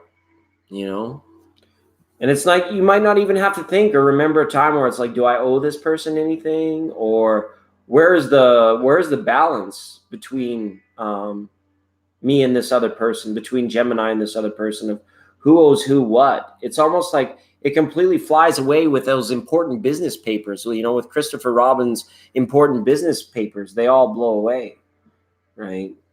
Doesn't matter, because the generosity is deeply rooted, and it's good. Harmonious time as well for Gemini to Earth, more so than some of the other signs, I feel. Okay, it's good. All right, so let's get a few tarot cards out for sign of Gemini, and I want to wish you all the best in all things: abundance, prosperity, bliss, peace, happiness, joy. Even smelling nice. I want you guys to smell as good as nice as you can. Is that weird of me? Because that's like we talked about, our etheric realm, the information system, and the fractal geometry, harmonic resonance. I wonder if there's like a harmonic smellinance, where it's like all things smell in harmony, or there's a particular smell that is meant to elevate vibration. It's really weird. We're in this time where it's like new light information downloads are coming available to those of us that are like still like working on the light ships and doing the interstellar stuff. So it's nice. It's nice. So, but it can be taxing at times, especially with all the stuff going on. Jupiter going opposition. I think that happens on like the 16th or 17th, and that's when the all the shadow is going to be brought up for an offering for the fire. It'll be time to be rid of it. And so hopefully all that sticky Frankenstein energy we talked about will be gone. All right. I'm going to cut the cards now for Gemini. Thanks, everyone, for being here. It is 99.9, the late night legendary light ship. We're continuing on, touring through Castor and Pollux now. Some of the brighter stars in our sky. Not too far away. Just a skip and a jump when it comes to that. All right. So let's have a look here. Let's see what needs to happen, what needs to be said, or what can be channeled through these cards. Gemini. So first of all, Gemini, happy birthday. If nobody's wished you that yet, happy birthday. You should have a party, right? You should go out and do some dancing, And again, the social time of June. Like it's weird because we're seeing both sides of the mirror, both sides of the sword. Neuro alerted to it earlier, where it's like, things in like taxing environments, such as the workplaces, competitive environments, can become really conflictual, really combative, and really just like weird and annoying. But if you have time to pull away, you can go for a beer with the boys, or wine with the girls, or actually out to a wedding party, an anniversary, reunions, celebrations, festivals, even concerts, things of that nature. It has the potential to be the most joyous of occasions and the most beautiful of memories that you can create at this time, Gemini. Really nice to see the Four of Wands there. Okay. But perhaps some of my Geminis are just like waiting, because it's like, especially like if the Geminis have been kind of in hermit mode, right? Well, hashtag hermit mode, or if they haven't really been feeling like reaching out, because it's like, you know what, it could be dealing with a lot of like apathy, like what's the point kind of thing, or this usually ends in frustration, so why the heck should I trust it not to end in frustration again? And remember, Gemini, that's just a thing of the mind. That's just you knowing that you have the power to overcome that if you want to and if you choose to. You're so social and friendly, and you bring a smile to so many people's faces that, I get it. All it takes sometimes is one or two like negative people, to get you down feeling like this way again. Like, what's the point? It happened again, or I knew this was going to happen, right? That sort of thing is very like apathetic, like Garfield the cat type stuff, right? Where it's like, it's not really like wallowing, but it's more just like that thing. It's like, I'm not going to put any energy into this just due to past conditioning or the way that it usually goes. Okay. And the High Priestess says, in some occasions, you're probably right. It's very tough, I feel, for Gemini sometimes to be a part of this energy that's going on. It's almost because they're too close to it. Something that involves like not being able to trust in a situation or to trust in a person based on the patterns that they see in other people. Okay. But don't let it get you down. So I feel that for many Gemini, this card, this goddess of generosity, is like the generosity of like, please, Gemini, be the gift that you are to all of us. Come out and play. We were talked about that too, all about the play. Come out and play. We're not going to hurt you. And if someone's acting like a dingbat, maybe it's that learning curve, Gemini, where you're like, that doesn't matter. Like, that person's only looking like a fool for themselves. If it had anything to do with me, that was their projection. And the people that I'm around hopefully know better not to know that it wasn't me. And the people that you haven't heard from in a long time, Gemini, I have the feeling that those are the people that are still holding you, Gemini, closest to the heart. So if you haven't heard from your Gemini for a while, long distance relations with Gemini, let's keep it current. Let's touch base. And even if you're not feeling like picking up the phone and calling that Gemini, or Gemini, you're not feeling like reaching out and talking to that person, it's the inner trust, the generosity of the trust that you have that all will be well. And it's really good energy to have. It's just sometimes you're a little bit close. So things could seem somewhat confused right now. Hangman's there. He's always like a little bit confused, right? Did you bring a little silver? Did you bring a little gold? Right? The hangman, right?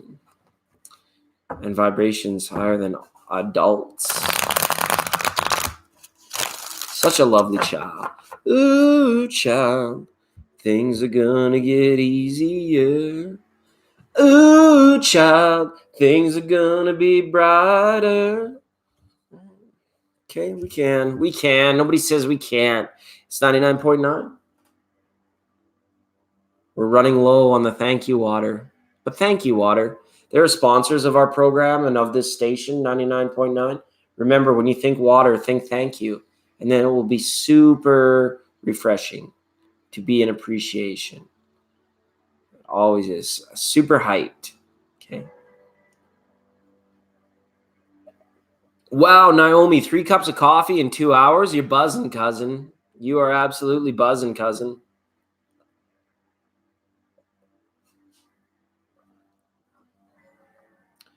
Compelling metamorphosis. Oh, completing metamorphosis. It was a very compelling metamorphosis. You feel like some botanist, some scientist, or something like it was a very compelling metamorphosis. Only yes, the studies turned out to be quite as I expected. The butterfly emerged from the chrysalis, and the chrysalis sort of just kind of dropped off to the left. There was a little bit of the cottony green gooey stuff inside, but look at the colors reflected in the wings of the butterfly. It was quite a compelling metamorphosis. Metamorphosis. Just from like their weird science guy in the background there. Sorry, we got to use this stuff. We got to find it. All right. Yeah, just keep on keeping on. We got 3 signs left, everybody. I think we had some votes for Aries last time, so we can keep Aries in our crosshairs. Crossers. Blame it on. I haven't been drinking any coffee. I've been shoveling rocks all day. Believe it or not, I'm gassed. I'm absolutely gassed. But it's such a fun time. It's so good to have you all here. Some people must stumble in here and then just be like, whoa. And then they're like, what the? And then they run away and then maybe they come back. We're doing Aries now? Is that what's happening?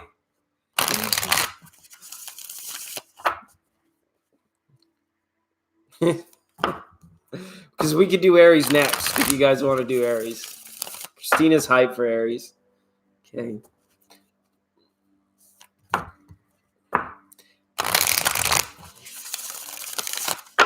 I have a pretty soft spot. I need to surrender to coffee a lot too.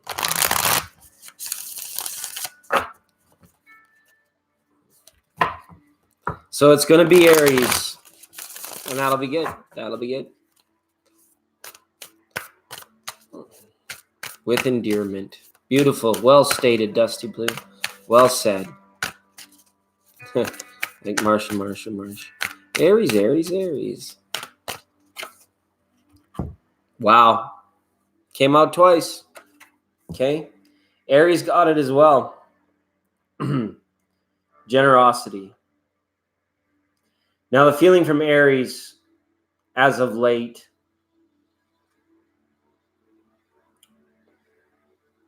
you may be finding this tough. This might be a call to generosity from Aries. They are the unsung heroes of generosity. They are the ones that are willing to say, don't worry, I'll do the heavy lifting. Don't worry, I know how to do this. I'll take care of it. Don't worry. It's almost like they're the ones doing like through reassurance and them taking the brunt of things. They are intrinsically generous to those around them by actually placing themselves as a thing that would protect them from, any harm coming the way of the people, whether like Aries are very strong protectors of like family or of, the people that they care about, their lover. They're very strong protectors. And that's an act of generosity in itself. Okay. But it's kind of one of those things. As soon as Aries is not feeling generosity being reciprocated, if acknowledgement, accreditation, things like that is not recognized or given, they can be very wrapped up in this Gemini. All the fire signs, really, they get wrapped up in this Gemini season. And it's like, let's duke it out. Like, let's figure it out now. Like, come correct or don't come at all kind of thing. So it's like, if you know an Aries or if you are an Aries and you feel like your generosity is being tested, maybe like take a deep breath and be like, okay, I get that they don't get it, right? Or if you are in a situation where you're feeling standoffish against an Aries, all they really need is a hug or a pat on the back or a very authentic act of appreciation. Like, I really thank you, Aries. Thank you. I appreciate you, kind of thing. And it could just like completely like calm the situation right down. Okay. I need hugs for sure. And Aries, like, as far as intuitively or psychically right now, Aries should be firing on all cylinders. Aries females are, Aries males too, but typically the females of Aries are very, very intuitive and successful and clear channels, those that like channel quite a bit and that sort of thing. All right, so let's get some cards out for the sign of Aries. I want to wish you the best in all things. Live long and prosper. Be most excellent to one another, everyone. And most of all, be well. Okay. We'll have a look in on Aries really quickly.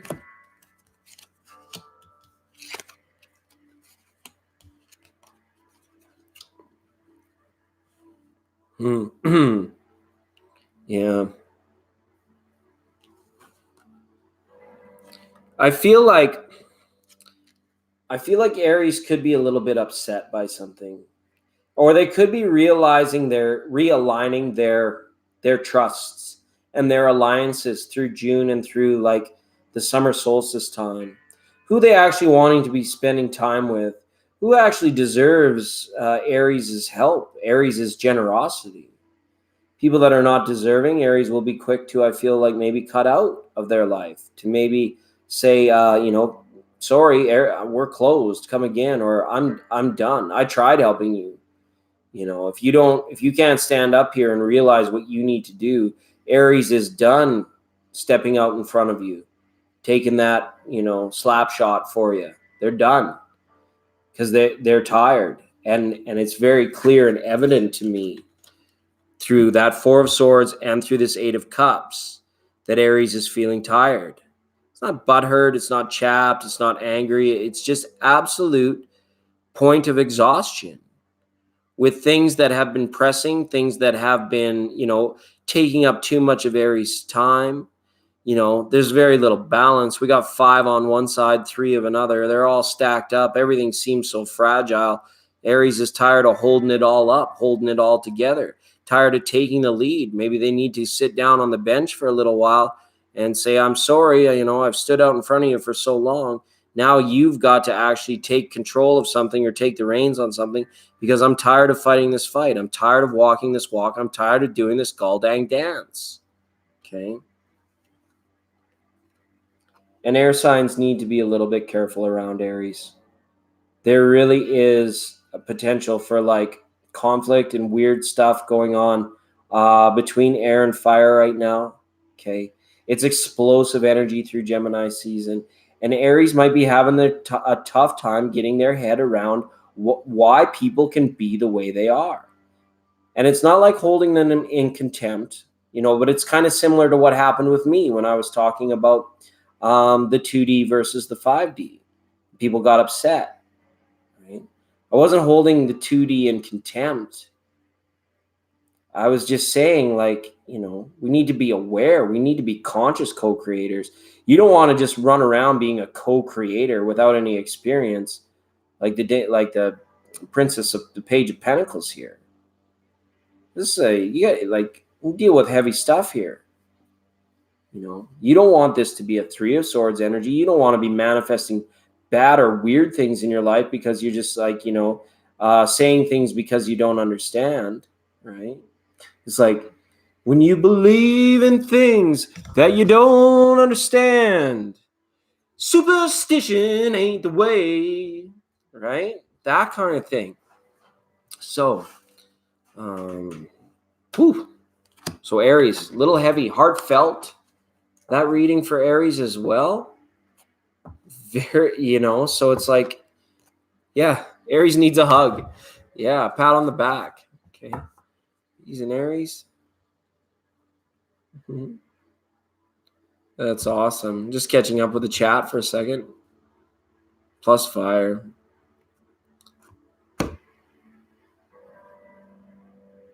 Yeah, 2019 is a huge year of readjustment, realignments for sure.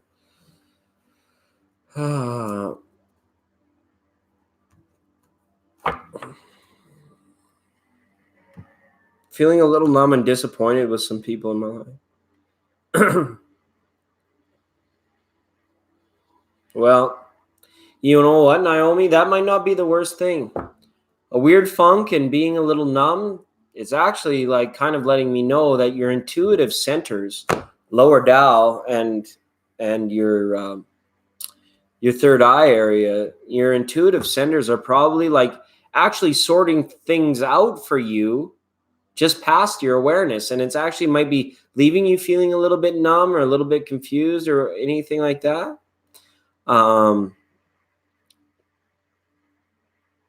It's better than like actually being out and like trying to fight fire with fire right now. Yeah, that's great. All right. And does anybody even care about Sagittarius or Virgo? We don't have to read for those guys if nobody cares about. I'm just being teasing now. This is me. We opened the show with this about like seeing patterns in people, and then we kind of like adjust our communications and like about how like other people like kind of like getting your goat kind of thing. It's okay as long as we keep it in check. I feel like we're like family around here. As long as nobody's got pins and voodoo dolls in my head, I got a really weird vibe through some of that stuff. I was trying to have that chat, and then I don't know. I got to let it go. Maybe that's what we'll do. We can do the ritual Delo habitual if I can find the things. And we can just let go of these readings today. No, I know exactly, right? Those are normally the places I go and hunt down. Make sure nothing bad is happening there.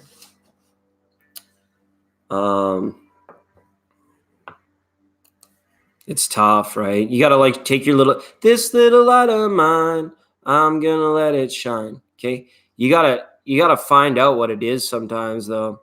Because intuitively you might know it's there, but you still gotta like confront it and say, hey, I see, I know what you're doing there. Don't do it. Don't do that. Right? Don't tread on me, as Jerry Garcia would sing a song of Sixpence. How do you find it out? You just feel it. You just know it. You just like things start going wrong, you know? And it just takes a quick alignment to be like, there's an energy in my energy that is not meant to be or stay here in this energy. The bad juju. That's a good way to put it. You know, it's been an interesting journey. I don't know if you guys want to hear about my story about all this. It's just been an interesting journey. The people, like, even just in the short 6 weeks that have come and gone from our little tribe, some of them might not be completely gone, but some of them, they come and go. And there's all types, right?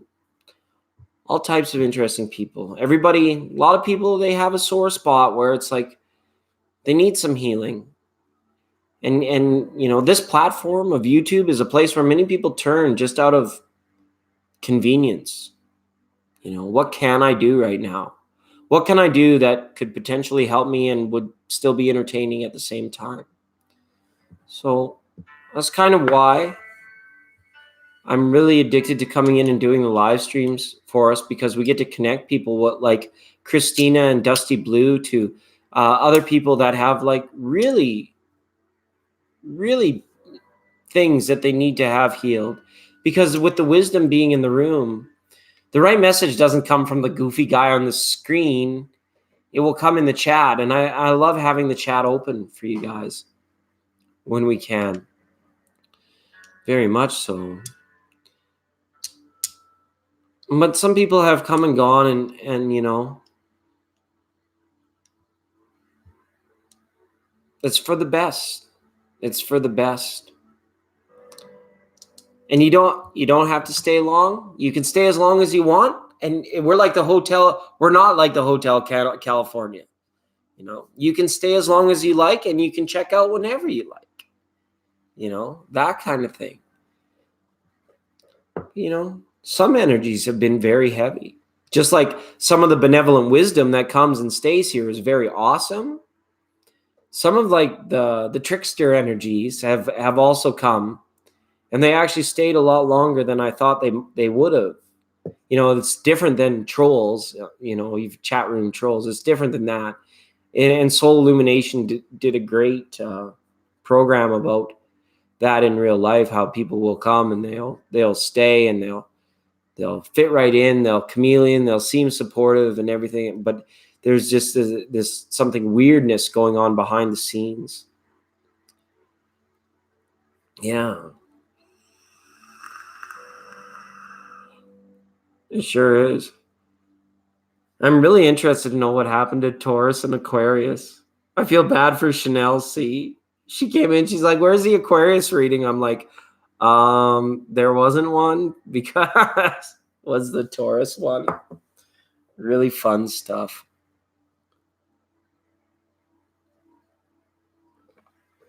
So, and yeah, I'm glad, because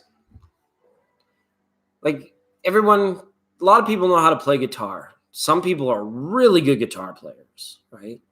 Other people are like, and they're famous. Other people are really good guitar players and they're not famous. Some people are famous and they're not good guitar players at all. And other people are not famous and they're not good guitar players. It's just the way of things, right? So for me to really enjoy the art of being within the rhythm of tarot and the rhythm of astrology, I love when I can present with the silliness of the energy from the benevolent place. And I feel like being on too much and doing too much of this has detracted from that a little bit. And it took me a while to figure it out. Hey, isn't that weird? You say soul illumination and then there she is. And then there she is. That's synchronistic soul illumination. I must have called you on the big soul illumination, calling soul illumination. Must have because that was so synchronistic. Yes, happy Gemini new moon. Absolutely.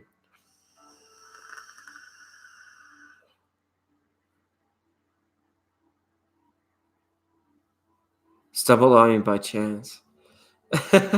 I've been singing into this thing all night, soul illumination. It's been fun.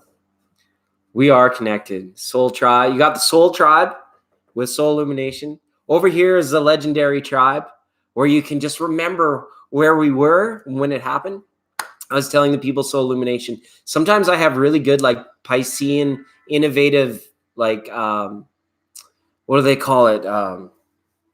Like new fresh ideas that you could entrepreneurial ideas.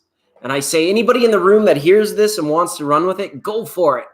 Because I want to stay the legend. I want to stay just like the little spark or the little place where it started. You go out and you do it all. You do it all.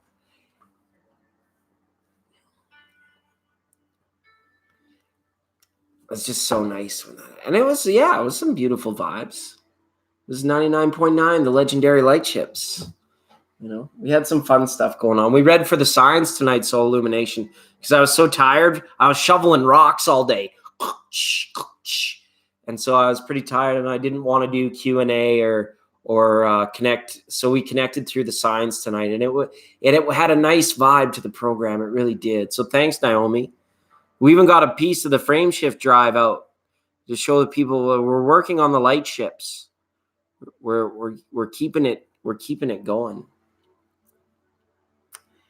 I love this one saying, you can have success, but to inwardly feel achievement within and not be validated by others with success. It's all on your inner heart. Your inner heart speak is what matters. Yeah. Yeah, that's very true. That's very true. Yeah, I try to, there was a new way to, the station is kind of growing and expanding. This frequency we open for our friends is great. We haven't had some new subscribers, some new people that came in tonight, and we'll just continue to trot along like the turd of hurdles we are over here in this little corner. And it's really quite nice. And, it's been awesome. And Soul Illumination, just before you got here, I was making mention of the video that you did about the people like that they come and they hang out and they chameleon in, and they may even stay for a very long time, but you get that sense that there's like something doesn't quite fit, something is not quite right. And then eventually like things blow up and people, their true sense comes out.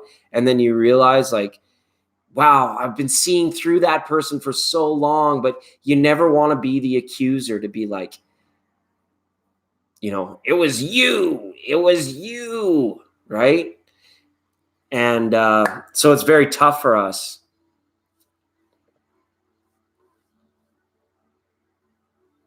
There's a reason why I say that I would have to. Right? Yeah, exactly. Exactly. Yeah. Because it just like, and I know it's Gemini season, like things are going snap, crackle, pop like a dang bowl of Rice Krispies around here, right? There's all this like, electricity, as Christina L said, there's all this electricity going on, but sometimes it's like a little bit more than that. It's like really like we talked on the top of the program, how people are like even unawake, they're like the background people, they're using this time to see patterns in people. Like for some people, it's like they're a little bit more quick-witted, or other people are like seeing opportunities to like try and bring out somebody's shadow, somebody else's shadow, rather than doing their own shadow work. They go in and they start pressing buttons on other people because they see their patterns. It's very like woken up to that. And it's, so we're just wanting to remind everyone to like be safe and stay safe and that kind of thing throughout this time as well. This full moon, let's just, for everyone that's still with us, I want to give a bit of a treat if I can, just because, you know, it's always worth sticking around for a little while. We'll go through the almanac. Today, Mercurius and the moon were in conjunction, which is nothing new. Mercurius just goes around so fast. It's like zoom, zoom, zoom, zoom, and then it's like, wow, it's retrograde again, it's straight again, that kind of thing. All right.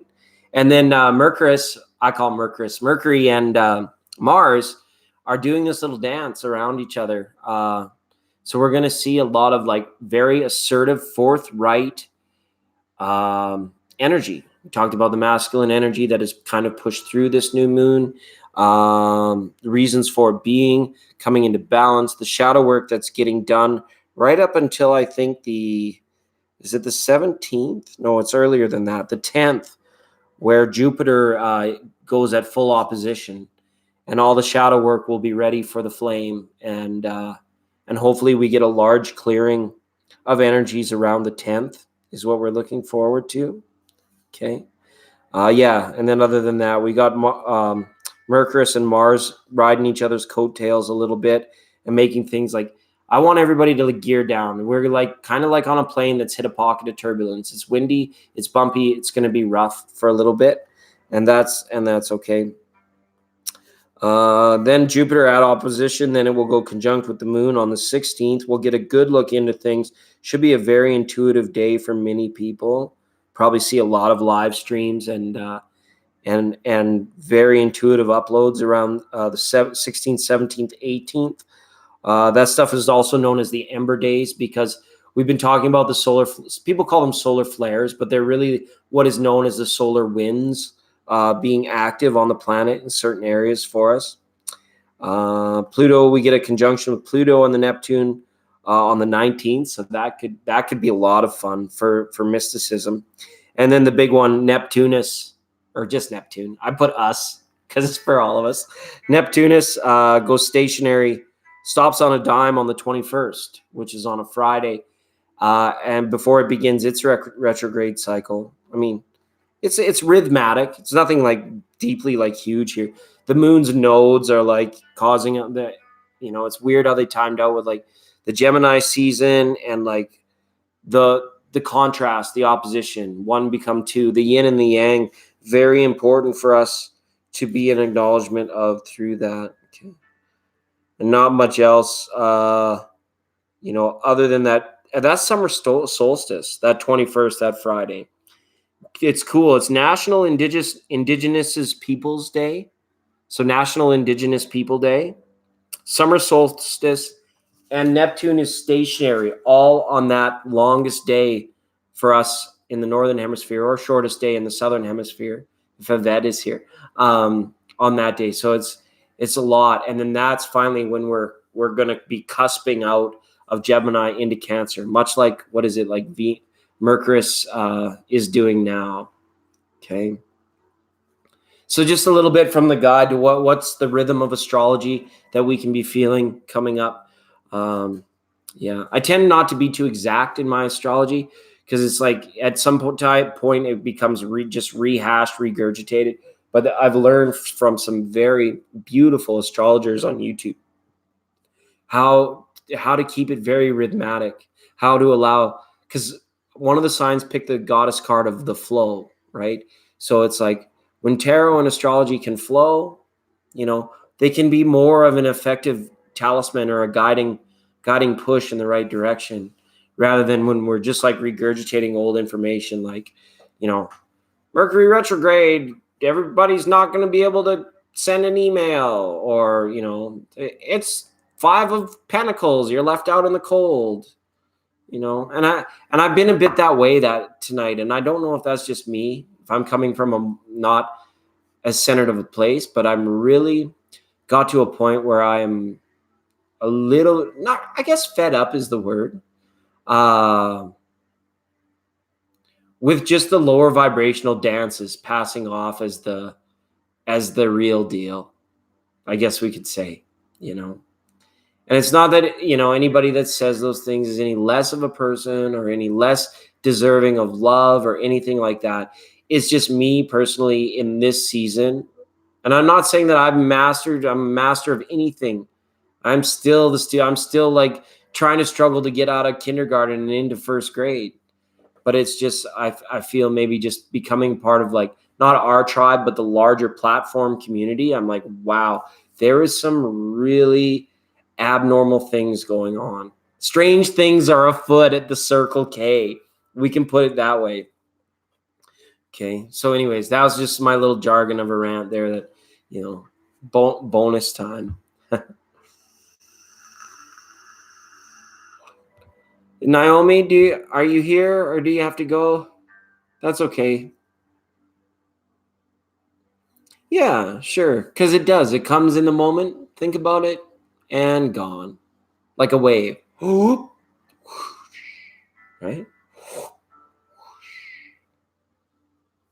Oh, your fur baby? Okay, Naomi.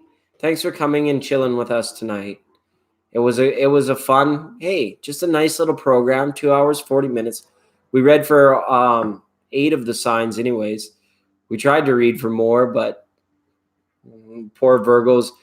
And soul illumination, you should let me know if you have anything in Virgo or Sagittarius. We haven't read for those signs yet. Yeah, love y'all. Yeah, everybody's been pretty busy. Thanks, Nicole. Thanks for stopping by to say hi. It's good. We're just wrapping things up, actually.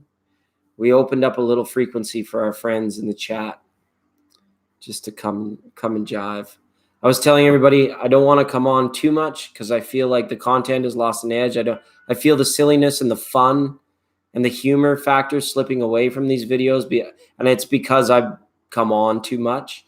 But I've been a little bit addicted to coming on because I think about you guys in the chat, and I really just love opening the frequency for you guys to come and connect. So I'm feeling this Gemini conflict too. It didn't tonight because I took some time off. You're sweet, Naomi. Dusty Blue? Yeah, thanks for the slumber in the chat. We are connected. We are one. Collective consciousness, cosmic consciousness. Very good. That's really great.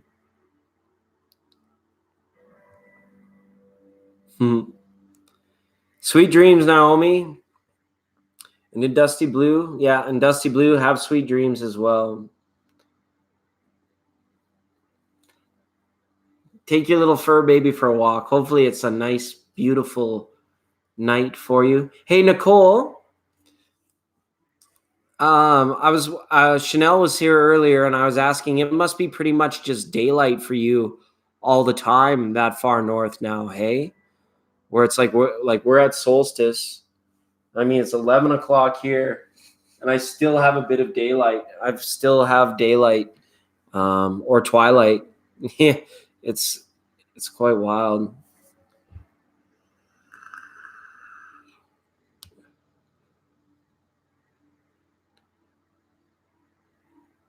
Oh, that's okay, Naomi. If you have email, you can if you always want anything to reach out to me, not in the public forum, you can reach me at legendarylovetribe@gmail.com. It's Legendary Love Tribe, just all one big long word. And many people do, and it's such a nice place to sharing. Sometimes it's like that letter you write. You can write it, you can type out that email and be like, wow, and I'm going to send it off. And it's like, you know, even if I don't respond right away, I want you guys to know that I read those, you know, whether it's 3 paragraphs, 3 sentences, 3 words, you know, and it helps me. And I hope that it helps you to write it out and send it when you do. Yeah.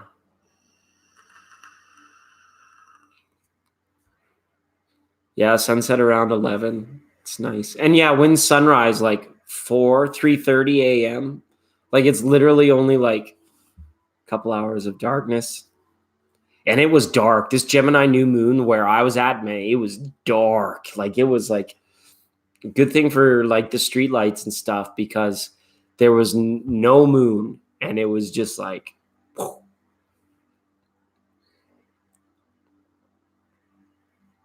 sunrise at 5:42. Oh, well, that's a little bit. Yeah, but I guess sunrise and then you get those early morning hours.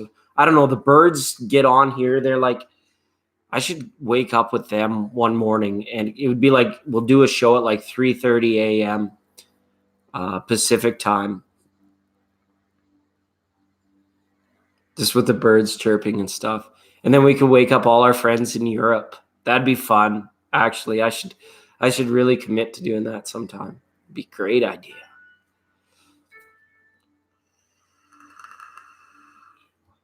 Yeah, it's nice. It's finally warm enough. I can leave the windows open. So they're yammering on.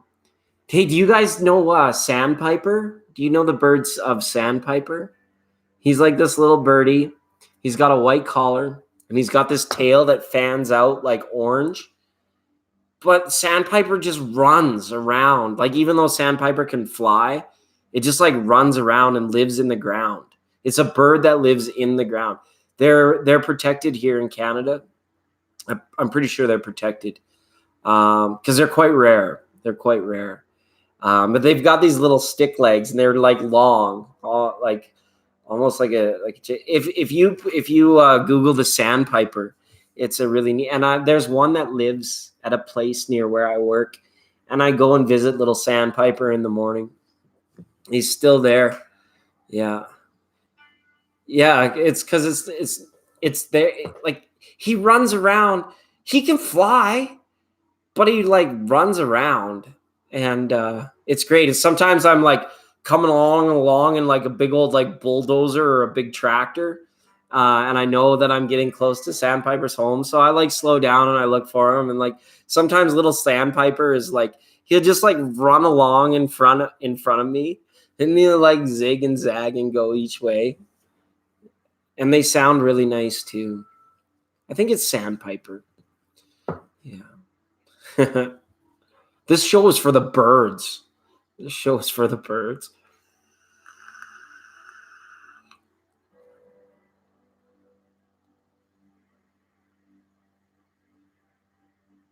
Morning doves are on the ground most quite as much. Yeah. I don't think that we get doves here. The morning doves. Like cardinals don't come this far north. They're a beautiful bird. I wish that they did come this far north, but they don't. And we get a whole gaggle of geese. The Canada goose. I don't know if you've ever heard of the Canada goose. These things like fly around. They just squawk and honk all day. And they're savage because these geese, they'll like make their nest on top of like an office building, like a 2 or 3 story building, and they'll hatch their eggs up there. And then when the little chicks come out, when the little baby, the goslings, I guess we could call them the goslings, when they come out, after a time, the adult geese, they just literally like kick them off the building. And most of the little ones, they just go and they bounce and they give their head a shake and they're like, oh, I guess I should learn how to fly. Kind of like what I was mentioning to the room. Yeah, they come down in the winter and then they come back. Yeah. They're so savage. They just kick their kids off a building. Puffins. Oh, yeah. Those are the ones that can swim, right? Those are the birds that they can swim in the water. Not like a duck, not like waterfowl, but like a real, like small bird that dip dives in the sea. Under the sea. Yeah. Yeah, they're really little.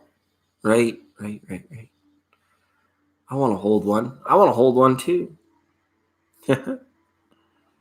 Yeah. Well, just a couple moderators and a couple people lurking. So that's okay. That's all right. We'll do the ritual. We'll let the readings for the signs go tonight. I don't know. I like the format of reading for the signs. I think.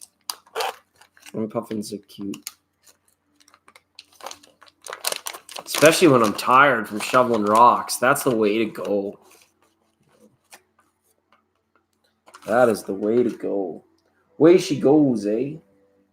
Just get my tray out here and we'll let the readings go for the night. Thunder.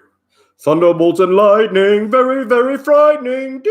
Galileo. Fifigo. Right? The Bohemian Rhapsody. Can't get enough of singing Into My Lamp tonight. This is just one more time for you, Nicole. I've been doing it all night, driving the people crazy. Okay, so to all good intentions, to all the best of intentions, to your intentions, to my intentions, to your dog's intentions, to the grasshopper who's still, even though he's a grasshopper, he's trying to be the best dang grasshopper he can be. So there's a lesson from grasshopper for us. Right? We're all just doing it. We're all just trying to do our best and be the best we can be. That's okay, soul illumination. We're just on our way out the door, unfortunately. We're just about ready to say goodnight. And I thank you so much for being here. Right? Yeah, it's just a grasshopper, but like that grasshopper intrinsically or innately is trying to be the strongest, highest jumping, the grasshopper is trying to live long and prosper, just like all human beings are innately.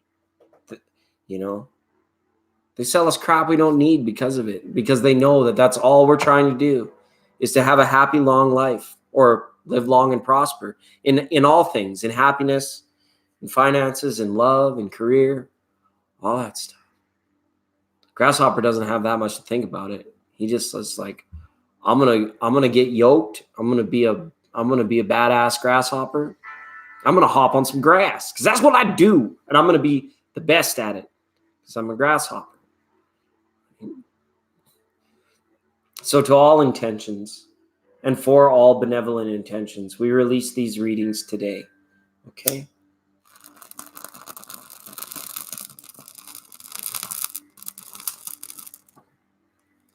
Ooh. Double the pleasure, double the fun. Choose your direction, and choose your direction based on maybe not so much where you want to go,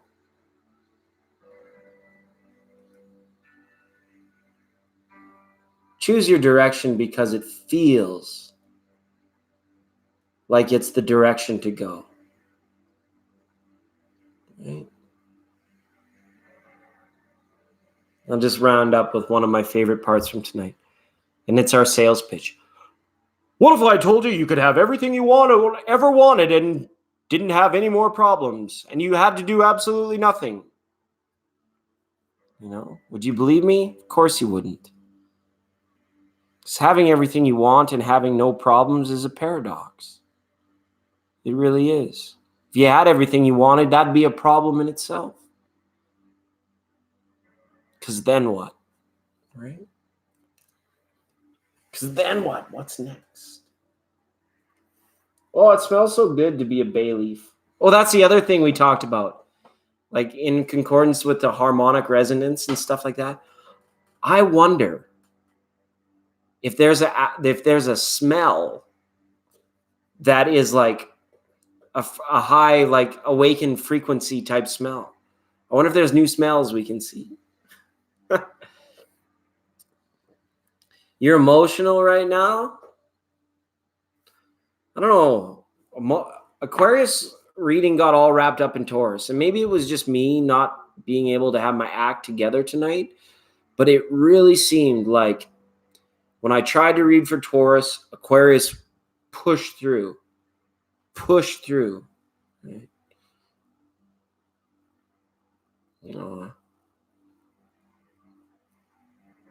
Grounding.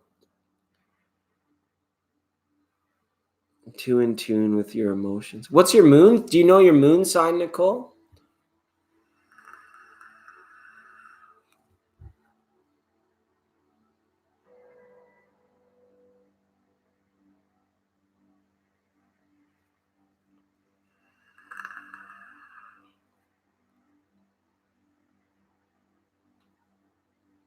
I wish I could be. Yeah, wouldn't that be nice? Wouldn't it be nice if we were young? Then we wouldn't have to wait so long.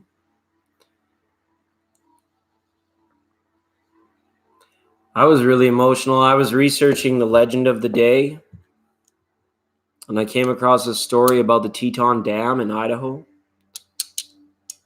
and it made me cry. It was this day, it was June 5th, 1976. They built this dam in Idaho on the Teton, and they rushed the project. And the dam catastrophically failed after it filled. And the numbers were astronomical. The amount of water it let go, the amount of land that it flooded. 11 people lost their lives that day. And they watched it all happen. They watched it all go down. And just reading the story brought me to tears today. I don't know. Bull. Taurus was being a bull. Yeah.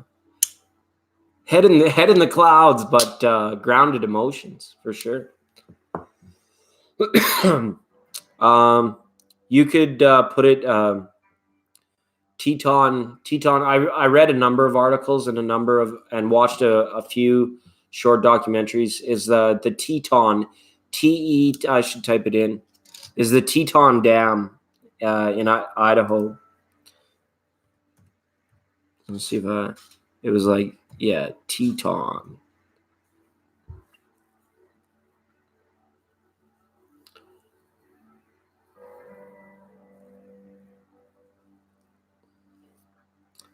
Taurus was being a bull.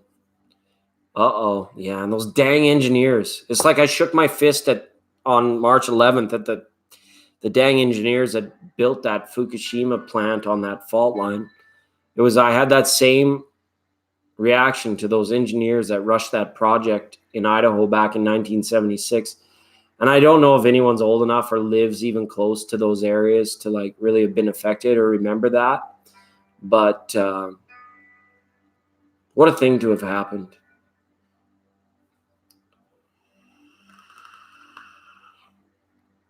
The weirdest things make me break down and cry. The weirdest songs will do it. Somebody could rip me a new one,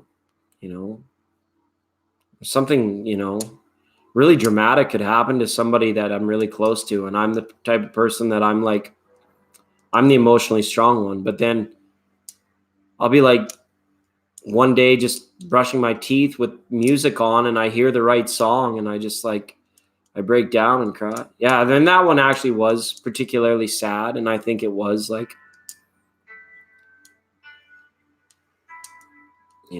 I tend to look at the legend and folklore of the day. And sometimes you run across stuff like that is just super sad. And actually, when I looked at the birthdays over the 4th, 5th, and the 6th, these few days in Gemini historically have taken more beautiful people have become super woke rather than have come into the world on these days. Yeah. That's so true. It's so true, soul illumination. Touches you, that's all. That's right. Thank you for that. That's the reassurance that I needed.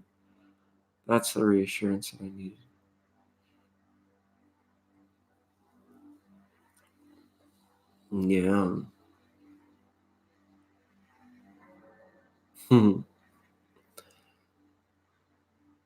right. I'm at 11:10 right now. I'm at 11:10.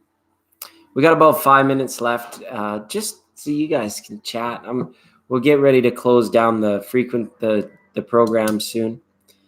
But here at the station, I want you guys to always feel welcome, even if you don't see us opening up the frequencies as much.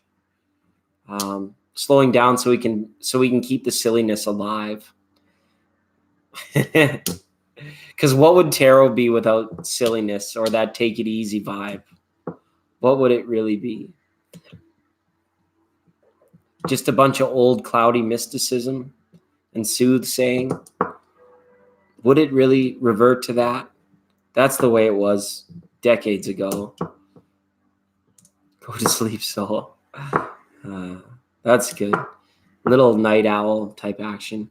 I might go back outside once before bed here too, just so I can feel the nice warm. I'm so excited it's summer. I'm so happy it's summer.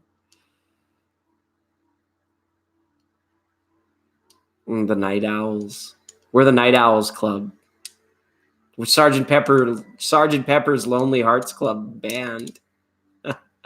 Yeah, the electricity and the laughter and we had a lot come out about giving and receiving for the signs too in this Gemini season. It was very much about I think Aries had it, and so did Gemini.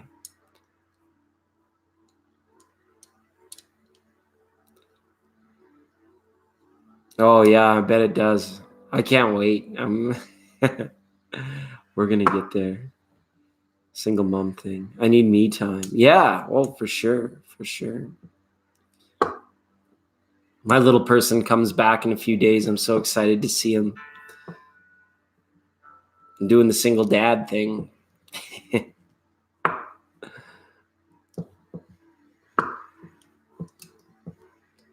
Yeah. But wow, nice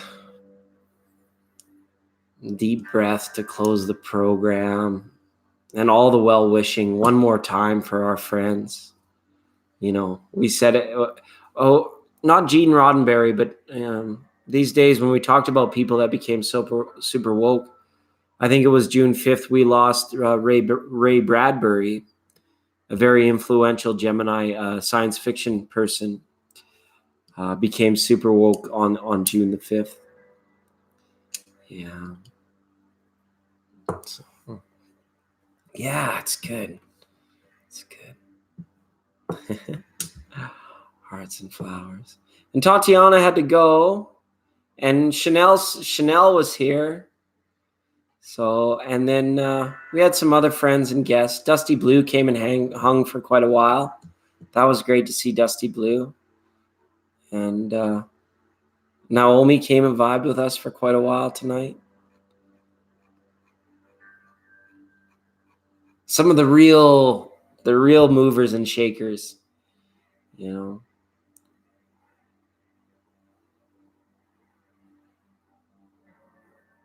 Huh? She had to go. I think it was because of an Aquarius matter. We couldn't get Aquarius and Taurus sorted out. It was so funny. All right, everyone, if you're okay, I wouldn't mind saying good night now. I love you all. Sol, Christina, Nicole. So great.